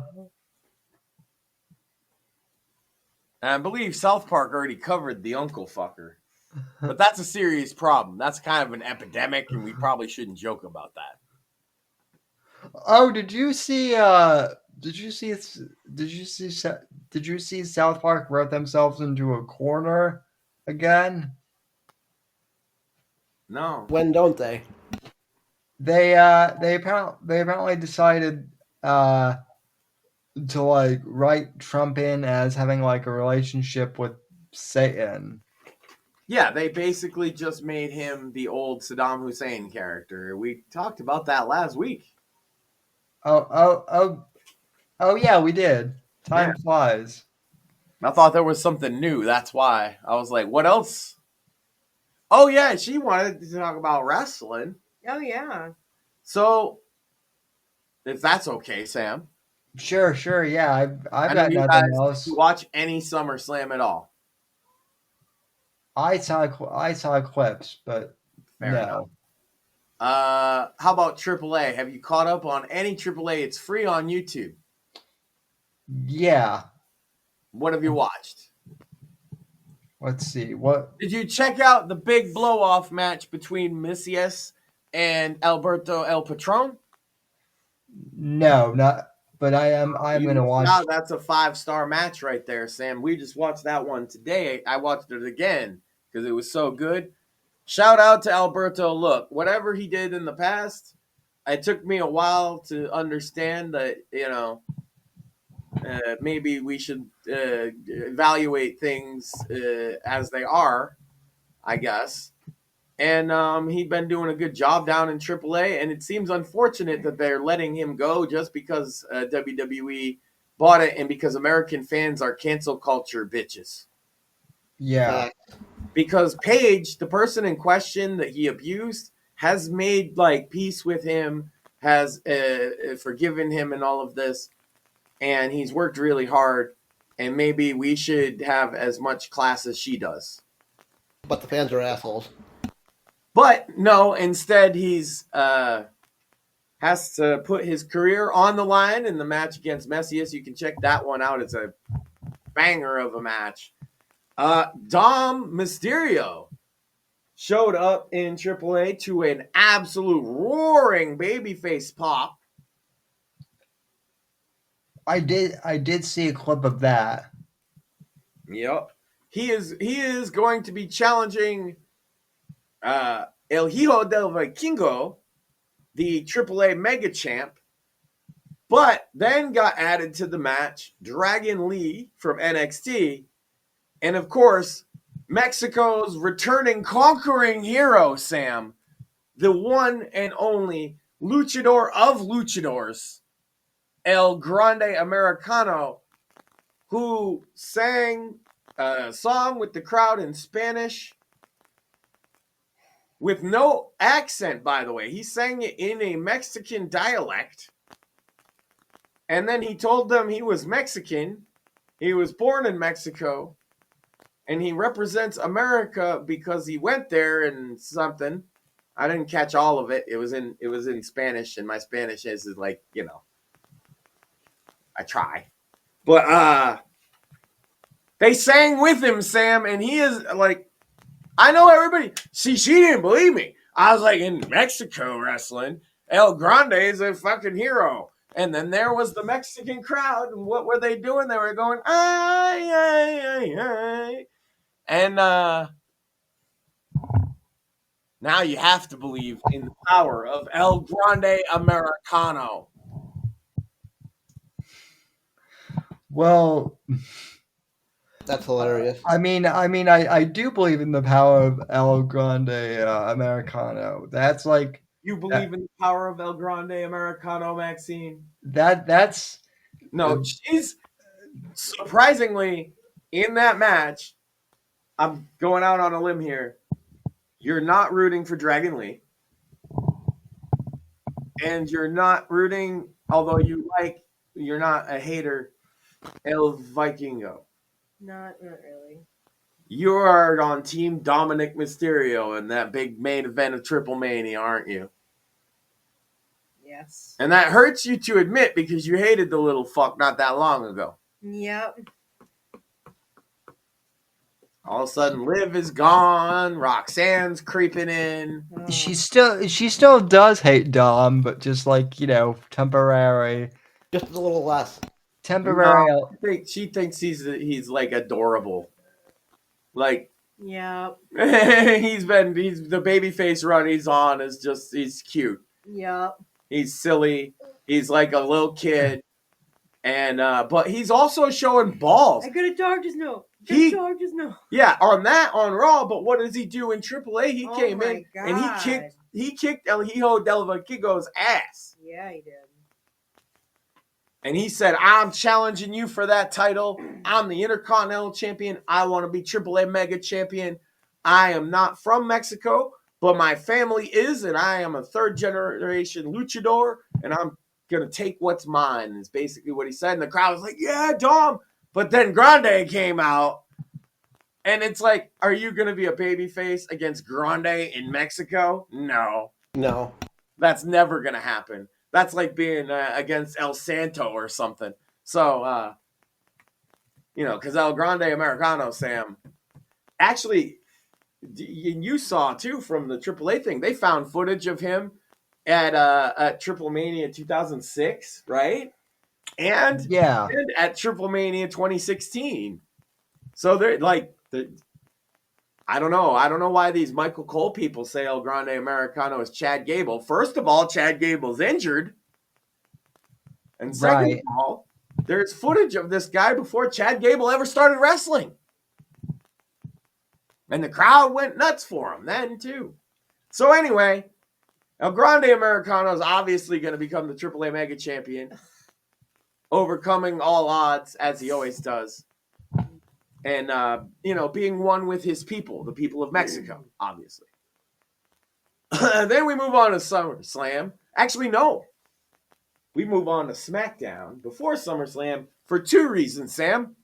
One, John Cena and Cody Rhodes go in the ring together, and John Cena turns babyface. Dun, dun, dun, dun. Yeah. I did see the highlights of that. That was interesting to see. That was, I was like, God damn it, he's done it again. I like him again. Yep. We were on Team Cena before, and we're still, but that's because Cody sucks. Yeah. Sorry, not sorry. Yeah. So next would be the other reason for SmackDown, which is the SmackDown debut of the great Psycho Clown and her new favorite, Mr. Iguana and Laska. And they had a great tag team match there. They did have a little trouble getting used to the tag team rules in America because they don't tag down there. That's part of Lucha. But they just roll under the ring. Couple little botches here and there, but WWE rings are different. But Conan was talking about on his show that the WWE ring team is coming in to give them rings that are more appropriate, like NXT rings, than what they were using, and going to upgrade their production equipment and stuff because they're planning to have AAA on American television, Sam, and I am fucking hyped for it. I'm here for it. Mm-hmm. Oh, wow. I've been a Lucha guy so long. I know that the AEW fans, by and large, are like Japan wrestling fans. I'm not a fan. I don't. First of all, I don't speak a lick of Japanese, so I speak it or I understand enough Spanish to enjoy it. I always have been like that. I grew up around Hispanic friends. Some of them watched it. We would pirate Triple Mania at least. Maybe we didn't watch. They didn't always have a weekly show to watch, right? But at least once a year, you pirate Triple Mania. Pirate it because there was no other way to get it in America, by the way. And now it's just going to be on YouTube and shit. I'm in heaven. And I've been watching all the AAA stuff. So Psycho Clown, man, he's been one of their top guys for so long. I am so happy. And I love that. I enjoy him. He's good. He doesn't always do the thing. If you watch the clip, Sam, you'll see it. He rips the clown mask off, and underneath it is a bloody clown mask. Usually he saves that for the big events, but his debut on WWE TV is probably a pretty big event. So yeah, you had to do that. Yeah, because that's the thing he does. Yeah, it was very cool. And yes, Mr. Iguana made use of Laeska, but he's already been debuted on WWE TV. So they were already familiar with it, but he did a good job. But the Psycho Clown thing, I think, caught a lot of people off guard. Because even when you first saw him in a AAA show, you didn't understand why. I was like, yeah, he's the man. And not only that, he has the whole Psycho Circus gang you saw. And they're all good. Pagano, Big Clown, I forget what his name is in Spanish, and the Fat Clown. And yeah, they're like crazy Mexican luchador clowns. That's their whole gimmick. Why does it need to be more than that? See, American wrestling overthinks it sometimes, and that's why I like Mexican wrestling. Well, yeah. Well, American wrestling overthinks everything, and same with like America. Same with like American. A lot of the problem with American wrestling is they've brought in a lot of soap opera writers. Yeah, but AAA is all written by soap opera writers. It's not even a good excuse. Right, but But American soap operas and Mexican soap operas are different animals. I'll give you that Mexican soap operas are a lot different than American ones, but that's why they bring them in to write for AAA. Well, also, how could I put this delicately? Well, fuck it. There's no way. So I'm just gonna say, Mexican soap opera fans are not retarded. Facts. I'll tell you why it is with lucha wrestling, Sam. It's for the same reason you're talking about with that. The average Mexican is Catholic. The average Mexican has a certain set of morals. They have a culture. If you're watching AAA, now I was raised Catholic. That's why I'm comfortable. Their good guys will cross themselves. Their bad guys are often devils, as you've seen. A priest gets cheered. This is Mexican wrestling. You need to accept that. One of the most famous Mexican wrestlers of all time was literally a priest. And yes, Nacho Libre's about him, but the real guy is no joke. Right. He's the friar of death. He's like a legitimate thing. And so, like, it's ingrained in their culture. The good is good and bad is bad. And it's not, they don't just have swerves for no reason. And nobody's a middle area. If you're fucking cheating, you're a heel. And the crowd's going to let you have it. They'll throw shit at you if you cheat. Facts. I like that. We used to have that in America. And yes, the average wrestling fan in Mexico knows it's fucking fake, just like the average American fan does. But the average fan is more like her, where they don't care. They're getting emotionally invested in what they're seeing in front of them. Because they know it's fake, but they know fucking Game of Thrones is fake too. Mm-hmm. Yeah, they just seem to handle better. Wrestling fans on Twitter are really weird. Yeah, well, that's another thing. Mexican wrestling fans don't have cancel culture. That's why they're like Alberto. So they do. If Alberto wasn't a Catholic guy, being a Mexican guy, and he didn't get himself to confession and talk about he actually got rebaptized and stuff, they wouldn't have accepted him. The average American fan doesn't know that. All they remember about him is he hit Paige. And a lot of Americans aren't of the Catholic persuasion, and so maybe going to confession or getting rebaptized wouldn't sway their opinion either. But they have a different culture. And when they saw him come back like that, even though he came back as a bad guy, they were booing him not because, oh, you're a woman beater. They're booing him because they've gotten past that and his character's a heel. And then when they feel he got screwed over, even though he was a heel, they started cheering him because they're like, WWE getting rid of this guy after he made this incredible comeback, as far as we're concerned, is fucked up.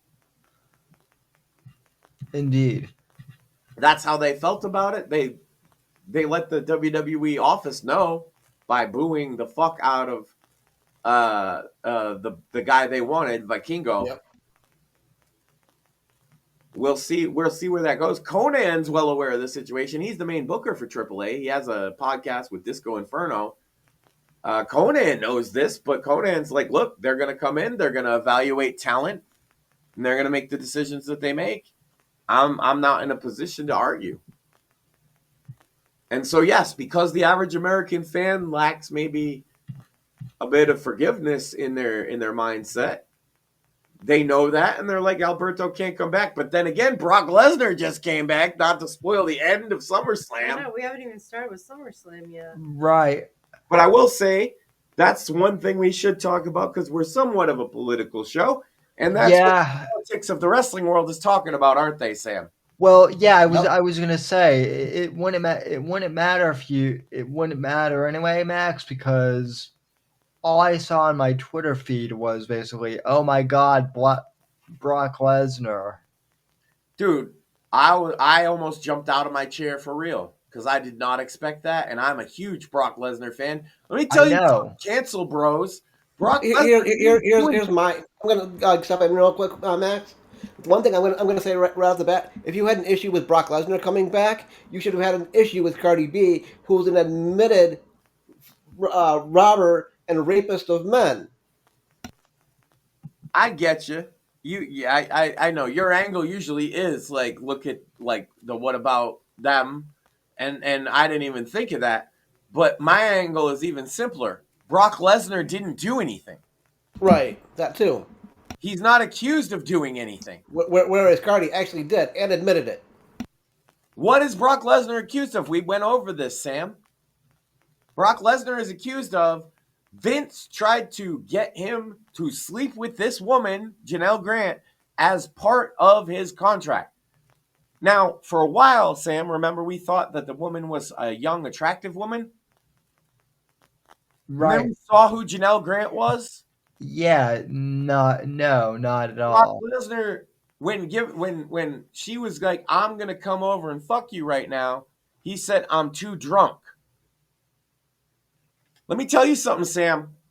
That sounds like what a married man says when he's saying no. Yep. Right.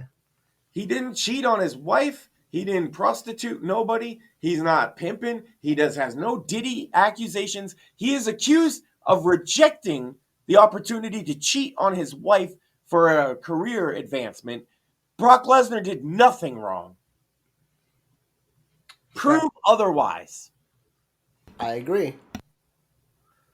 That's my take on it. So yeah, when I see him come back, knowing that a lot of people think he did something wrong and they might have not pulled the trigger on that, but the whole place blew up. Like I said, like I was charting the 2 days. Who was the two biggest pops, right, of the whole night? Night one, it wasn't any wrestler. It was Fat Joe. But that's because they were in New Jersey, right? And they showed Fat Joe on the screen and everybody's like, yeah, Fat Joe. Night two, biggest pop of the night, Brock Lesnar, not even close. Biggest pop of 2 nights, Brock Lesnar, not even close. We watched the whole show. Am I wrong? No. They went fucking ape shit. Not just for him just to stand there and take off his fucking cowboy hat and looking like he's been out west somewhere. And he F5 John Cena and the crowd blew. And that was it. So we got the political aspect of the show out of the way and the biggest spoiler. So night one, what matches were on night one? We watched, was it Jade and Tiffany? Yes. Wasn't a particularly big fan of the outcome. No, it was kind of... Jade should have won. Yeah. Easily. She's been on that trajectory. Yeah. She's the queen of the ring. Her outfit was banging. And Tiffy, why you be coming out looking like some hookie? Because it's always lingerie now. It's always fucking lingerie. Yeah, she literally... And hey, that's probably why they probably like her better.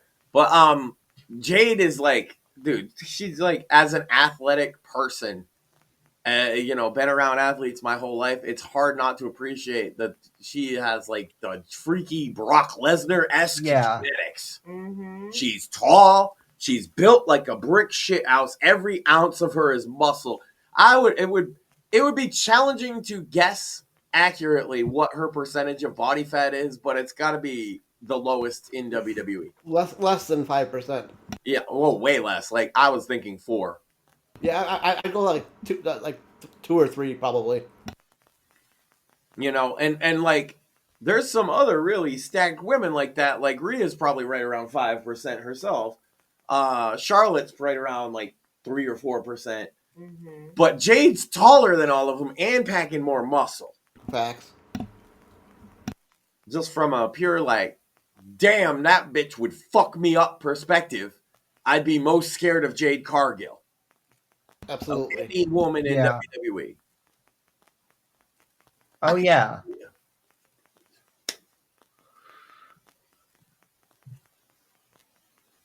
I am also looking here. I don't think I could take her husband though. That dude is made out of muscle. Yeah. He's just a slab of fucking Australian beef, bro. It's crazy. Yeah. He has to work out like constant, and he's been injured too, and he still looked like that. You might have to say no homo with that one. Yeah, that is no homo. Pause. No homo. Okay, so... what other matches? Oh, our homeboy Jelly Roll. Yeah. Like our actual, like Fred, we smoked a blunt with Jelly Roll back in the day. You should roll one, by the way. I've known Jelly Roll a long time, and to see him not only in a WWE ring losing all that weight, like, bro, go on that, dude. That alone. And then tearing the house down. He showed up. Yeah. Was it a 5-star classic match from him? No. Did he embarrass himself? No. And that's all I wanted from him. His comeback, dude. Like, he went through the fucking table. Logan did the, what did you call it? The Prime Splash. Yep, with 2 bottles of Prime. There was even, he had like one of those cameras on him, so there's like a view from his there always is. And I mean, right through the fucking table, they had all the security and doctors out there, and they're walking Jelly Roll out. And the other, who was it? Logan and Drew, they're just like, they're beating the shit out of Randy. And there's commotion, and there's Jelly Roll, and he's like, nah, that ain't how this is gonna go. And he gets back in the ring, and he just like fucking beats the shit out of Logan and Drew. And I'm just like, and didn't he pin Logan? Yeah.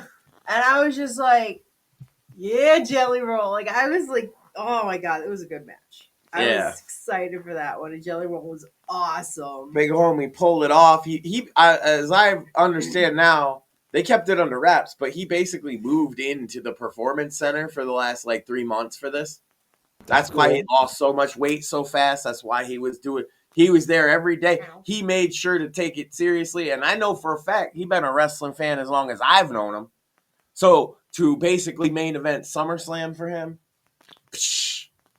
so gas for that.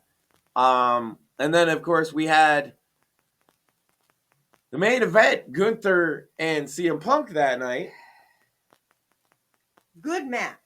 Amazing match. Wonderful. CM Punk pulls it off. Oh, it was after amazing. All of these years, defeats Gunther for the championship. Gunther was gushing blood from his head from going over the table. Like, and I mean, it was serious. He was gushing. He was wiping it out of his eyes. He in the ring. He actually like even was like telling them to hold on. Like, dude, it was intense. And then Cena's crying because he wins.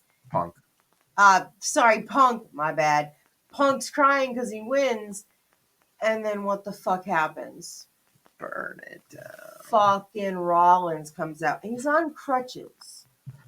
So we're like, oh, he's just. And I was like, oh, he's got the crutches and the knees brace. He's just talking shit. I'm watching. I'm here.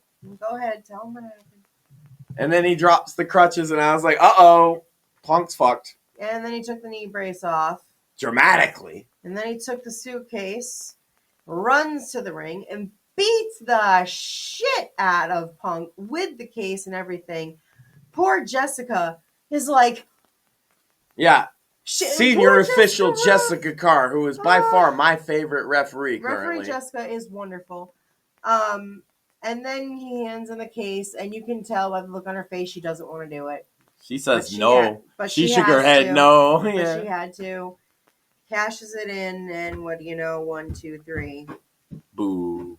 Now all of a sudden he has the title. Yep, and he got one over on Punk, which has been his whole fucking thing. You know, he's a bitter little bitch. Mm-hmm. And that was night 1. Night 2, of course, we had the one you'll probably have feelings about. Naomi defends her title against Rhea and Io. And it was an awesome match. So one thing I want to point out, Naomi came out with her father, who is an all-time legendary fucking funk musician, played with P-Funk and several Earth, Wind, and Fire. He played with like all kinds of bands. Right. He played her down to the ring. And as much as she don't like Naomi, I was like, you got to admit, that's the dopest possible entrance she could have. Absolutely. Oh, yeah. Proceeded to have a really great women's three-way match. I mean, it was a good match, but I fucking hate the fact that, yes, I know there's no disqualifications, no DQ.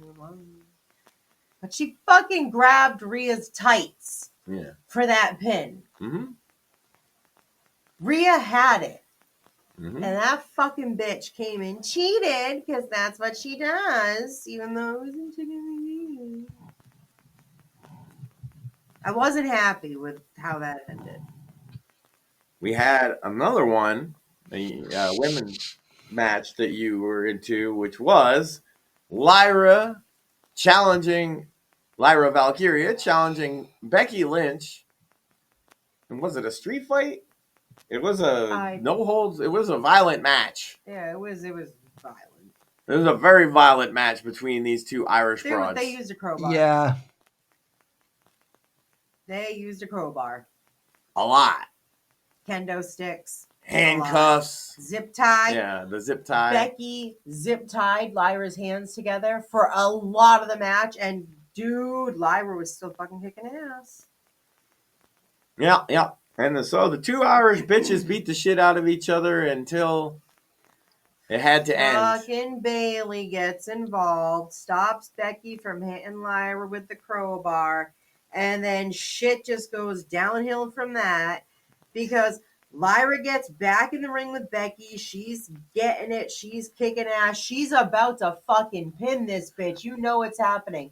But Bailey gets involved again because she's pissed off at Becky. And what happens? But it was either a kick or a punch to the face. Punch. Lyra gets punched in the face by Bailey, and Becky wins. Oh, and by the way, Lyra can no longer go for that title again. Right. Thanks, Bailey, you fucking bitch. She likes Bailey. Not anymore.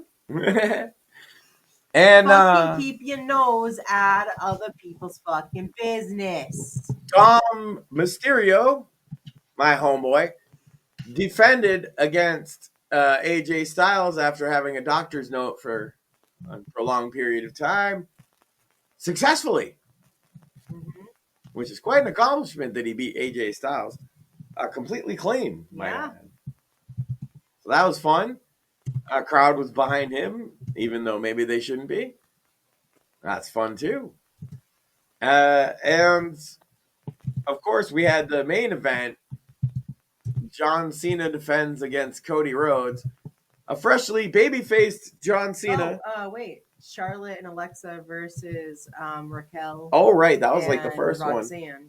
one. Yeah, the women's tag team championship match that you were torn about because you like both the teams. But at the end of the day. Oh, I there was a certain point where I knew exactly who I was rooting for. It was a good match. I will say that Roxanne held her own. She did good.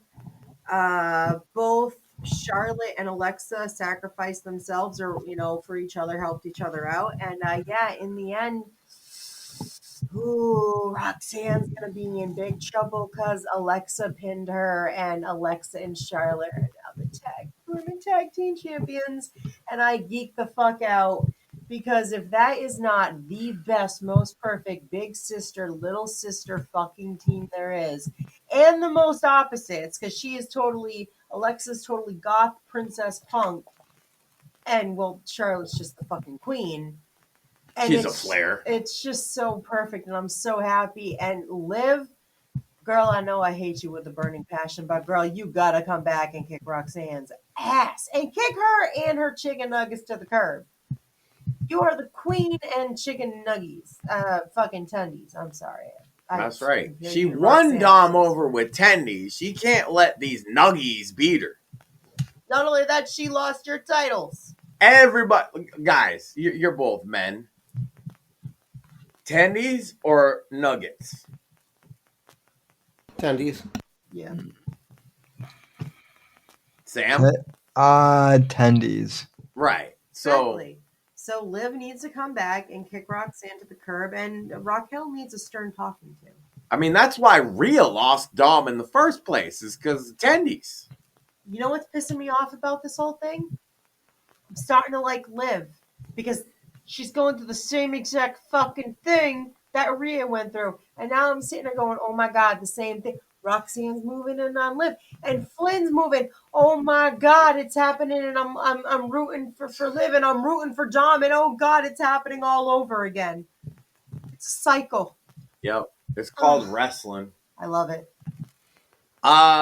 Also, the tag team TLC match with That was fucking Chaos. insane, and I do love who won. Yeah. The Wyatts defended against everybody, basically. Yep.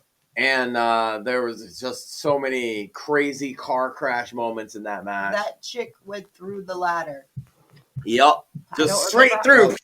I don't remember her name, so I can't say who it was because I don't remember. Gargano's It was Candace. Yeah. Gargano's wife. Oh my God. She went through the ladder, broke the ladder, and like everyone was right over to her. She did not move the rest of the match. Didn't see her again. No. Yeah. But the Wyatts obviously defended. It was a crazy match. Worth watching, the TLC match. If you like a good car crash match, it was that. Oh, there was yeah. so many bodies, Oh. constant action.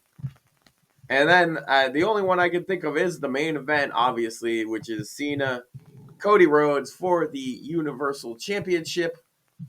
And John Cena plays a babyface the whole way. Comes out with his usual colorful screens instead of the black ones he's been using and all that. My favorite thing about the match, nothing to do with the match. Him, Cena, just kick him in the balls, kick him in the nuts. Cena, and I'm dying. Because it was no holds barred, and he's learned a new move as a heel. Like, you know, when you level up in a game and they give you a new technique, and just because he turned back to the babyface side, he should keep the ball kick, because that's an effective maneuver, especially in a no holds barred match, and especially against Cody Rhodes. See, it's super effective against Cody, not because he has big nuts, but because he has small ones, so he never gets hit in them. So if you get a direct shot, pow, right in Cody's balls, you win.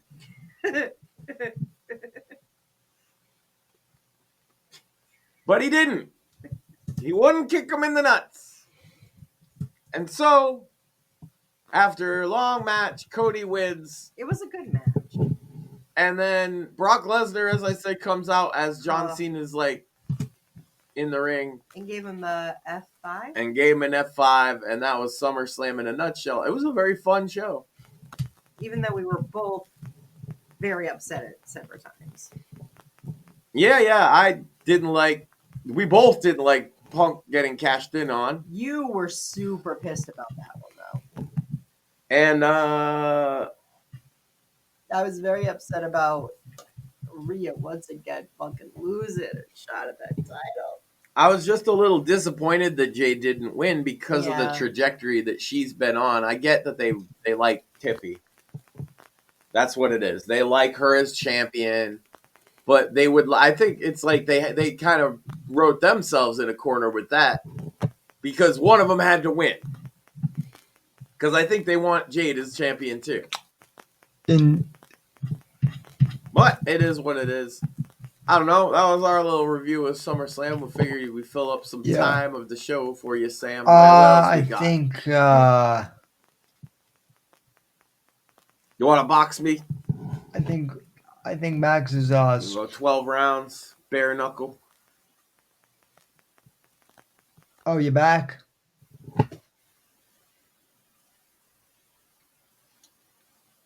I'm back, or are you back? We're back. Testing 1 2 3. Oh, we didn't tell you. Joe said we didn't talk about Roman and Jay, or Solo and. We forgot about those. Yeah, Jacob. Both. So the Solo and Jacob match was a really good match. Yeah, not gonna lie. Roman and Jay, I mean, that was just destined to be a fun match against, obviously, it was Braun and Bronson. Mm-hmm. Just four big physical dudes beating the shit out of each other, and obviously the obvious babyface team wins. Yeah. Roman completely sacrificed himself to getting a spear by Braun, which let Jay actually win, right? Yeah. Yeah. I completely forgot about that match because I freaked. I was like, oh my God, he sacrificed himself for Jay. Like I was like, I thought that was amazing. I love that. And yeah, I completely forgot because those were Saturday matches, and I breezed through. But yeah, the Solo We did versus a lot Saturday. Jacob. Jacob, first of all, Jacob coming out with that crazy Samoan werewolf fucking head was cool. And second of all, Jacob is probably the most intimidating man on the roster. He went all the way up on the top of the cage, and I forget the move he did. When he jumped off the top. Yeah. Backflip. And then he jumped right back up and He started jumped dancing. right back up. That guy's 280 to 300 pounds easy. Impressive as fuck. But you were like, we were watching, he climbs up the top rope, and you're just like, no, he's not. No, he's not. And he starts climbing the cage, and he's like, oh my God, he's going to go to the top of the cage. Well, because I figured at that point, as he's climbing it, I'm like, okay, well, we're not in Madison Square Garden. We're in the bigger stadium right next door to Madison Square Garden. So basically, we're in the home of the company. We're basically in New York. It was in New Jersey, but the stadium is for the fucking New York teams, right? And if you're in a cage in Madison Square Garden, somebody jumping off, including his uncle, Snuka, who was... So I knew he would jump off, but then he does like a perfect just backflip, jumps up on his feet. Yeah. I've always said Jacob Fatu would be a huge star if they brought him into WWE, but he had some felony convictions back in the day, and Vince would never bring him in. And look who was wrong. It turns out the old man who was shitting on people's heads was wrong about things. Go figure. What, you thought I was going to talk about a whole WWE pay-per-view without a Vince shitting on somebody, Joe? Come on. No. Yeah, no, who would have thunk? John Laurinaitis knows about that. I heard he ate it. I'd be surprised if the person that then shit on more than anybody else is Johnny Ace. Well, yeah, he's the wiper. I did hear today that apparently like Netflix is gonna block some WWE content in the UK. I don't know about that, but they just made a deal with ESPN.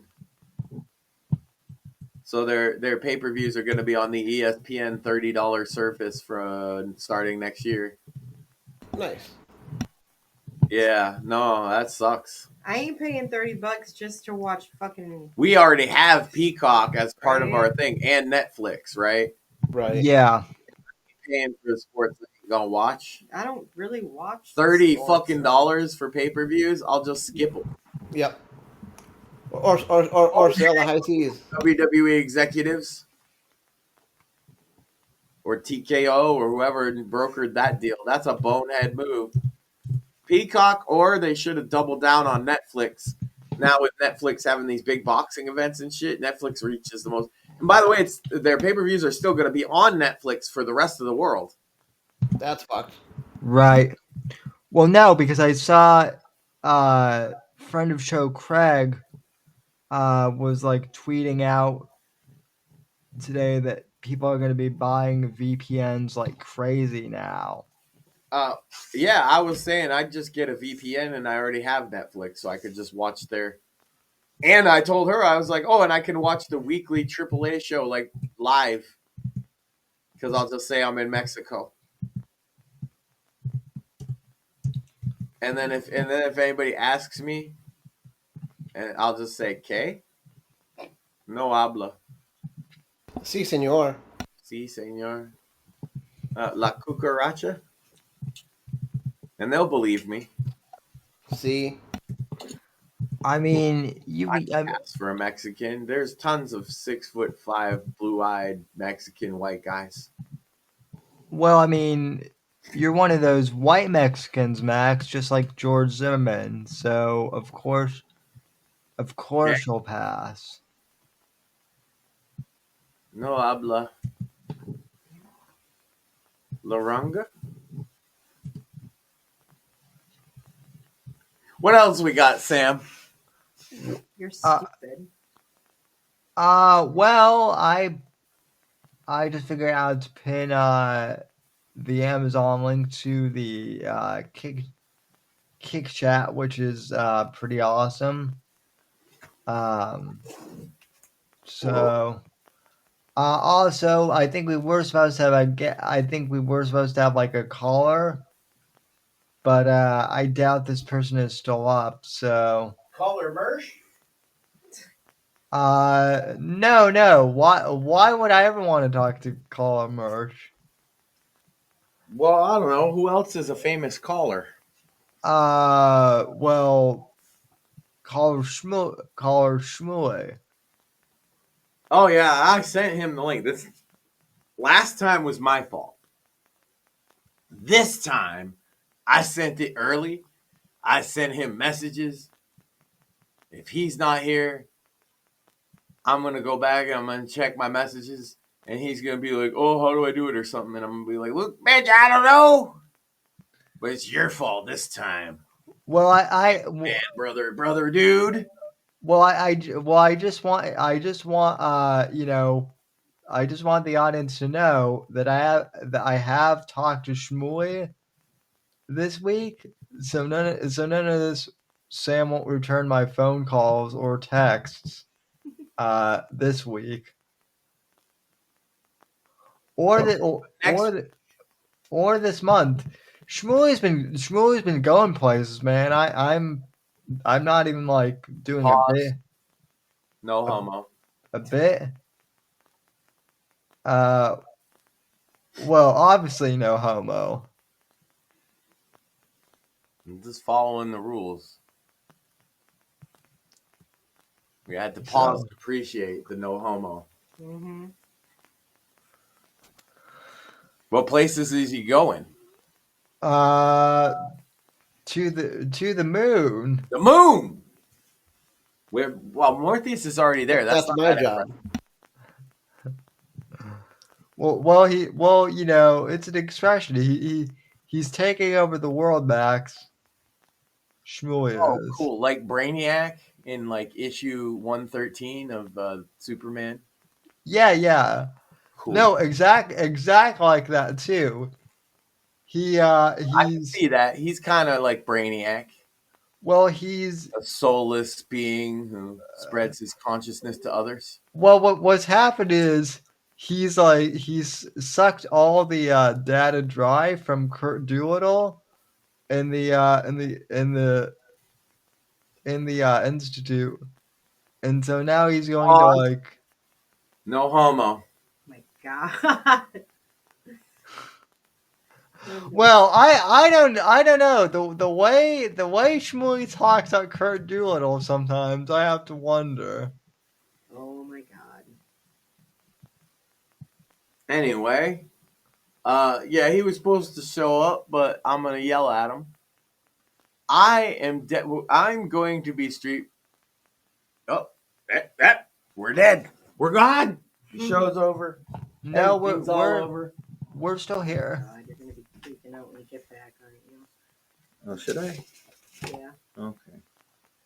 I got rumbled too. I'm finished.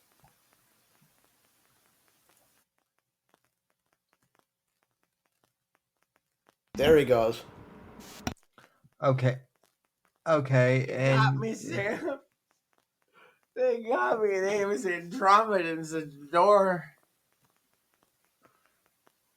They told me to stop using the glasses, and I said, "Fuck you, Andromeda. You get the fuck up on out of here." Anyway, you were starting to say something before you got booted. Yeah, so we're gonna be streaming more, and I found better ways to even stream the VR. So I'm definitely gonna do more boxing or just different content in VR because I have fun with that. Nice. I want to show you that. There's gonna be an open mic night. I'm gonna stream myself at an open mic night and do comedy. They have all kinds of stuff like that. Actually, they have events where they give away money. One of them is a fight club. I'll try. They have every day they give away money at this fight club event if you show up at the right time and win. So I'll try shit like that, Sam. That's what I was getting at. And then the Andromedans knocked at my door, and I was like, "Go back to Andromeda. This is my country." Andromeda isn't a country; it's a planet, Max. But but that makes them aliens, doesn't it? Actually, it's a galaxy, I think. Well, And yes, they're from X013B75.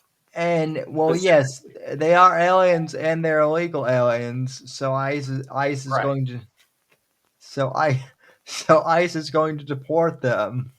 And they glow in the dark. So cute. Here, move. You can hit them with your car.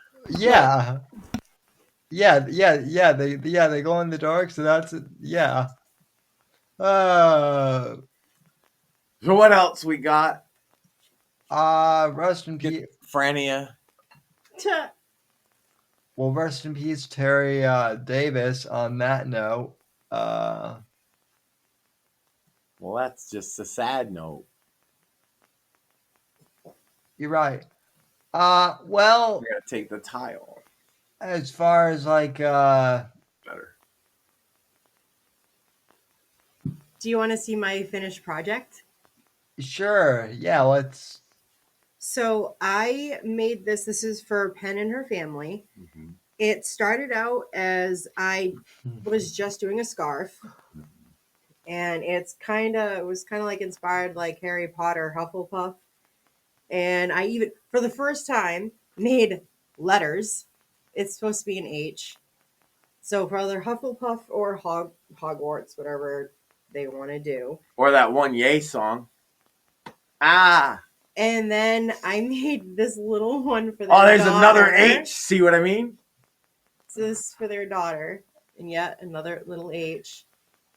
I didn't have enough black yarn to do her husband's the same. So it ended up being like this. But I think it works. And again, another H. And they're like, if you fold them right, they are actually like perfect sizes for like him, her, and the baby, and I love it. And I can't wait to send it to her. It's so cute. That is sweet. So, of course, you're not because you're just being a pain in the ass. But I mean, what do you mean? Yeah, look at I'm that. just sitting here. It's so cute. She's gonna love it. So you gotta understand. Is the tie gives the power to hear the Andromedans, right? And the glasses, you can see them. So if you use both, you can talk to them. Max is tie face, basically. I'm Roddy Piper. Hey. Just when you think you have all the answers, Sam, I changed the questions.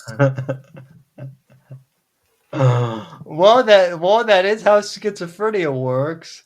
That's also how Roddy Piper works. I came here to tell jokes and chew bubble gum, and I'm all out of jokes. So where's my fucking gum, Sam? Well, we don't have. I was assured I would be paid in bubble gum. Maxine, I was gonna say Maxine, probably like she probably stashed all the bubble gum somewhere. Bubble gum? Oh my God, we're doing a show. Yo. Shout out to Jelly Roll. Did I do that?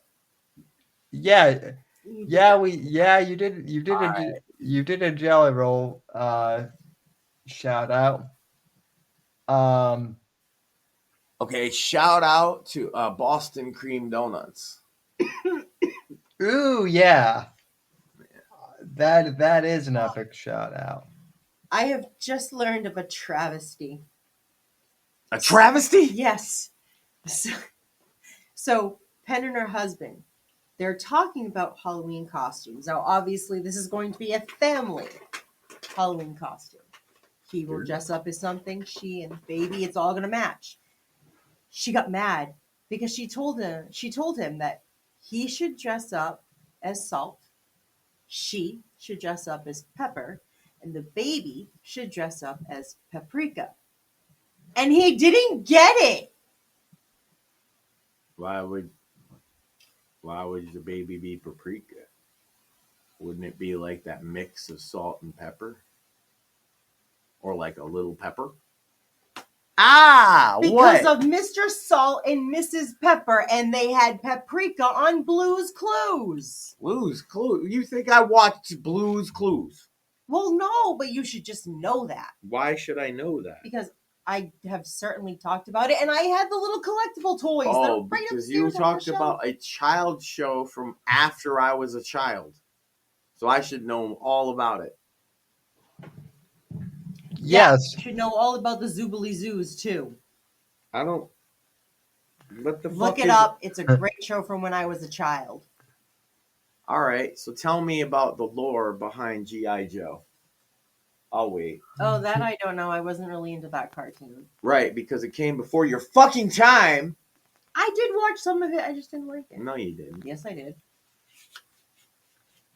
Okay. My dad used to make me watch a lot of old cartoons. I didn't Okay. Okay. What is She-Ra to He-Man?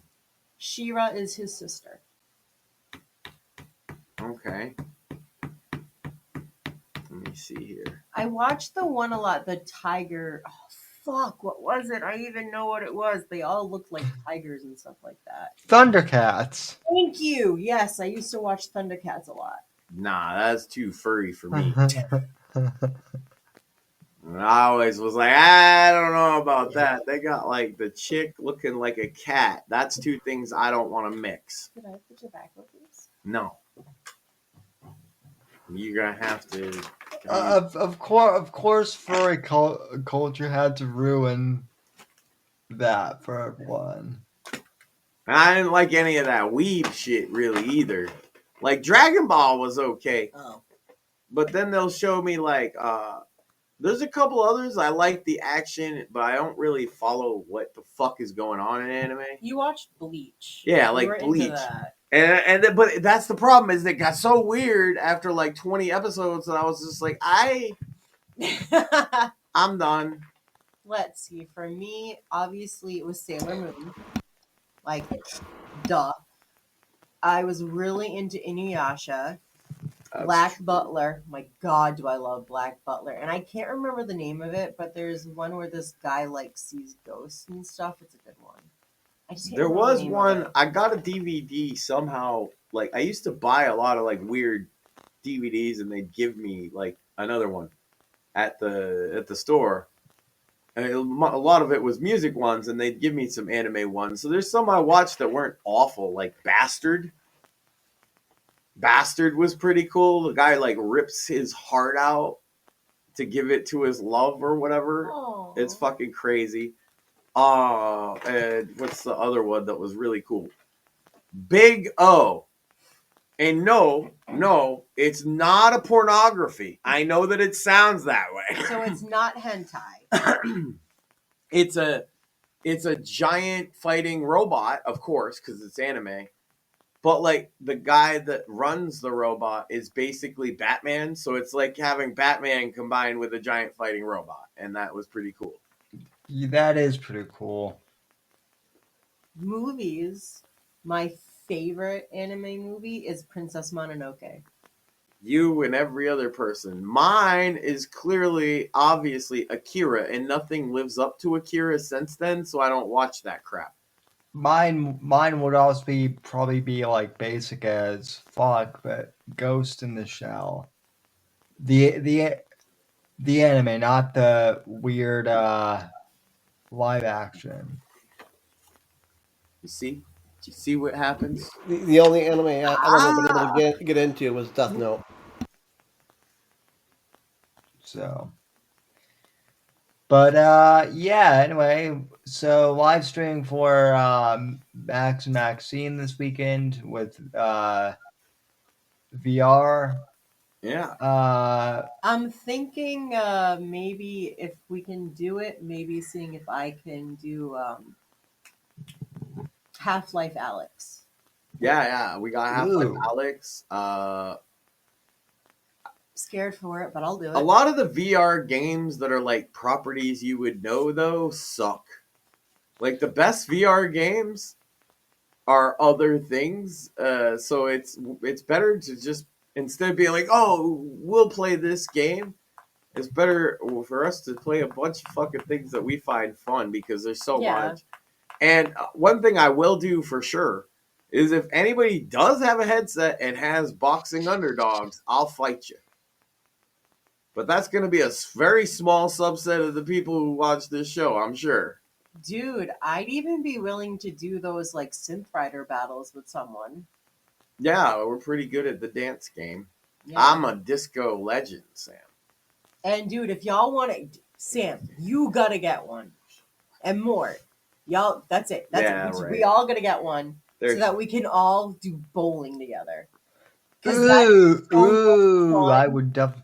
The bowling, it's premium bowling is the game we're playing, and I actually really enjoy it. You can put your music on and set it. So like it has a YouTube music thing. I'm trying to figure out how you could share so other people could hear the same thing.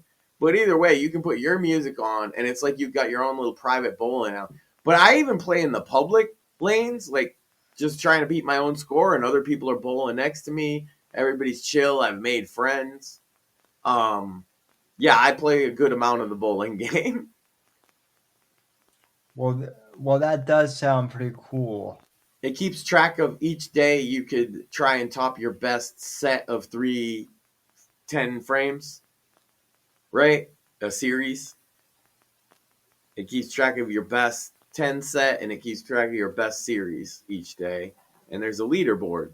And motherfuckers be getting 900, which means they get perfect games 3 times in a row, and I think they're cheating.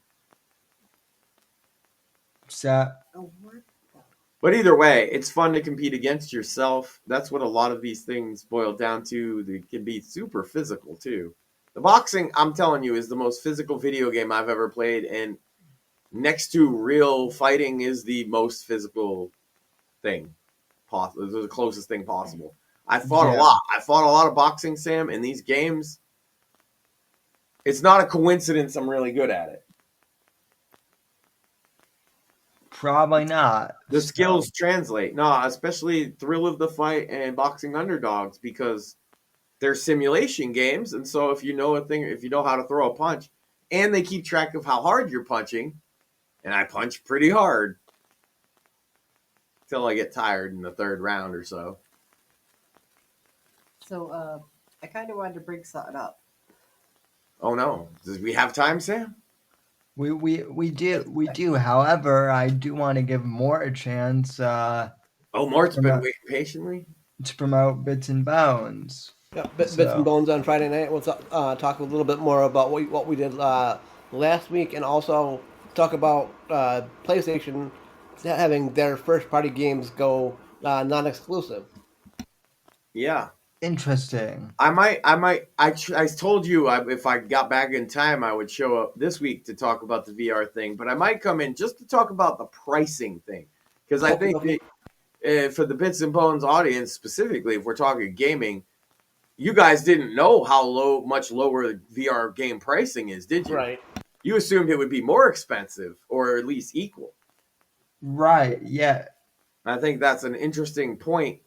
And then the question would become, how are they able to do that where they're developing what you might expect to be pretty expensive games, and these big studios have to charge $100? Maybe we'll ask that question on Bits and Bones. I'm going to try and make it this week, I swear. Yeah. And also trying to do a Friday night. They have Friday night open night stand-up comedy things. I'm going to try and do one of those. That'll be fun. I'm going to stream. Yeah. So check those 2 things out on Friday night. And yeah, Maxine, what did you want to share? So you guys were talking about the whole IDs for the games and everything, and like a lot of it is like, think of the children. I just saw something new to Instagram that I really don't like. I'm gonna show you. Look at that. I don't like that. Location services. Just like, oh my God, that app. I used to use it all the time. It had the one with the ghost Snapchat. They're now maps in Instagram so that you can share your location with people. I hate that. I think that is such a bad idea because there are so many kids on It's a super bad idea. Oh my God. Think like all like the, I'm sorry, but all like the pedal rings and stuff that have been coming out, like that's going to make things so much more dangerous. That'll fix it. Just like Roblox dating is a great idea, right? That's terrible. Hey, they got Roblox in VR too. Roblox dating in VR. Roblox dating in VR, and it's totally gonna only be adults with adults. Sure. Yeah. And then they can get the kids' location on their Instagram and go snatch some kids. That's a great idea. Yeah, well, I mean, so it's funny that the same party it's funny that the same political party, at least here in the U.S., that wants to instigate, ID for games and adult websites and whatnot, refuses it for fucking voter ID. Exactly, Mort. See, we finished. You finished my sentence, so we're yeah. So the next time, Kamala, just to tie it back to the top 10 list, Max, if Kamala is out on the trail and she brings up the voter ID thing, I would bring that up to her. Yeah, but think of the children. How about parents be parents? Right. Anyway, the government is not your daddy. Mm-hmm.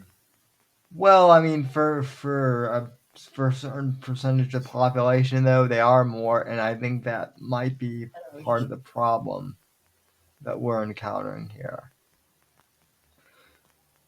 But anyway, anybody have anything else to R.I.P. Internet. Yeah. I think season 5 is coming out in November. Yay. So go buy. Why I'm building a world, Sam. We can do the show in the metaverse. Go buy Sins of the Assassin. Yeah, read a book. It's a good one. On Amazon. Yes, and please spread the word because Facebook and Instagram are really sensing my reach. Especially with this one. Night of the Vigilante they had no problem with for some bizarre reason, even though that one is more gruesome. But also the audiobook version is out now, and Doug Green is back and does a fantastic job. And I'll actually be doing a giveaway for an audiobook copy on Friday for Bits and Bones. Very so cool. Stay tuned for that. But other than that, thanks for tuning in, everyone. Hell yeah. And we'll talk to y'all down the road. Later, Gators. Peace. Don't let the Andromedans get you. Remember, we're on Kick. That is Kick.com/MaxSan30. Kick.com/The Sandwich Makers Broadcast. Kick.com/Mortheous. Kick.com/These Nuts. I think Sam got rumbled. Kick.com/Sam got rumbled. Right, Kick.com. fix your platform rumble. But no, in all seriousness, kick.com /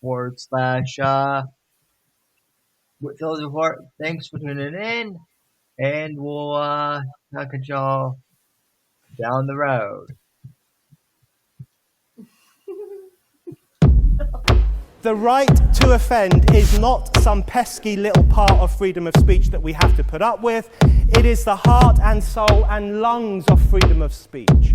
It is the coursing lifeblood of human progress.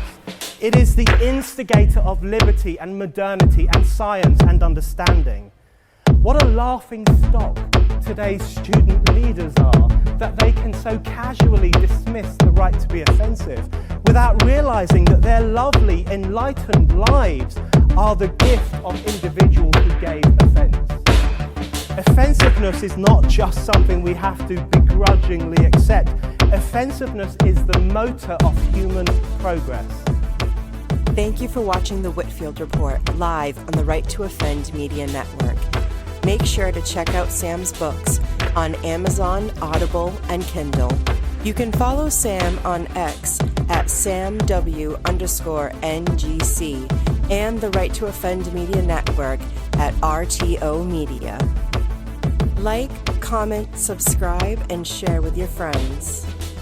And until next time, God bless, God save this great nation. God, freedom, legacy, in that order.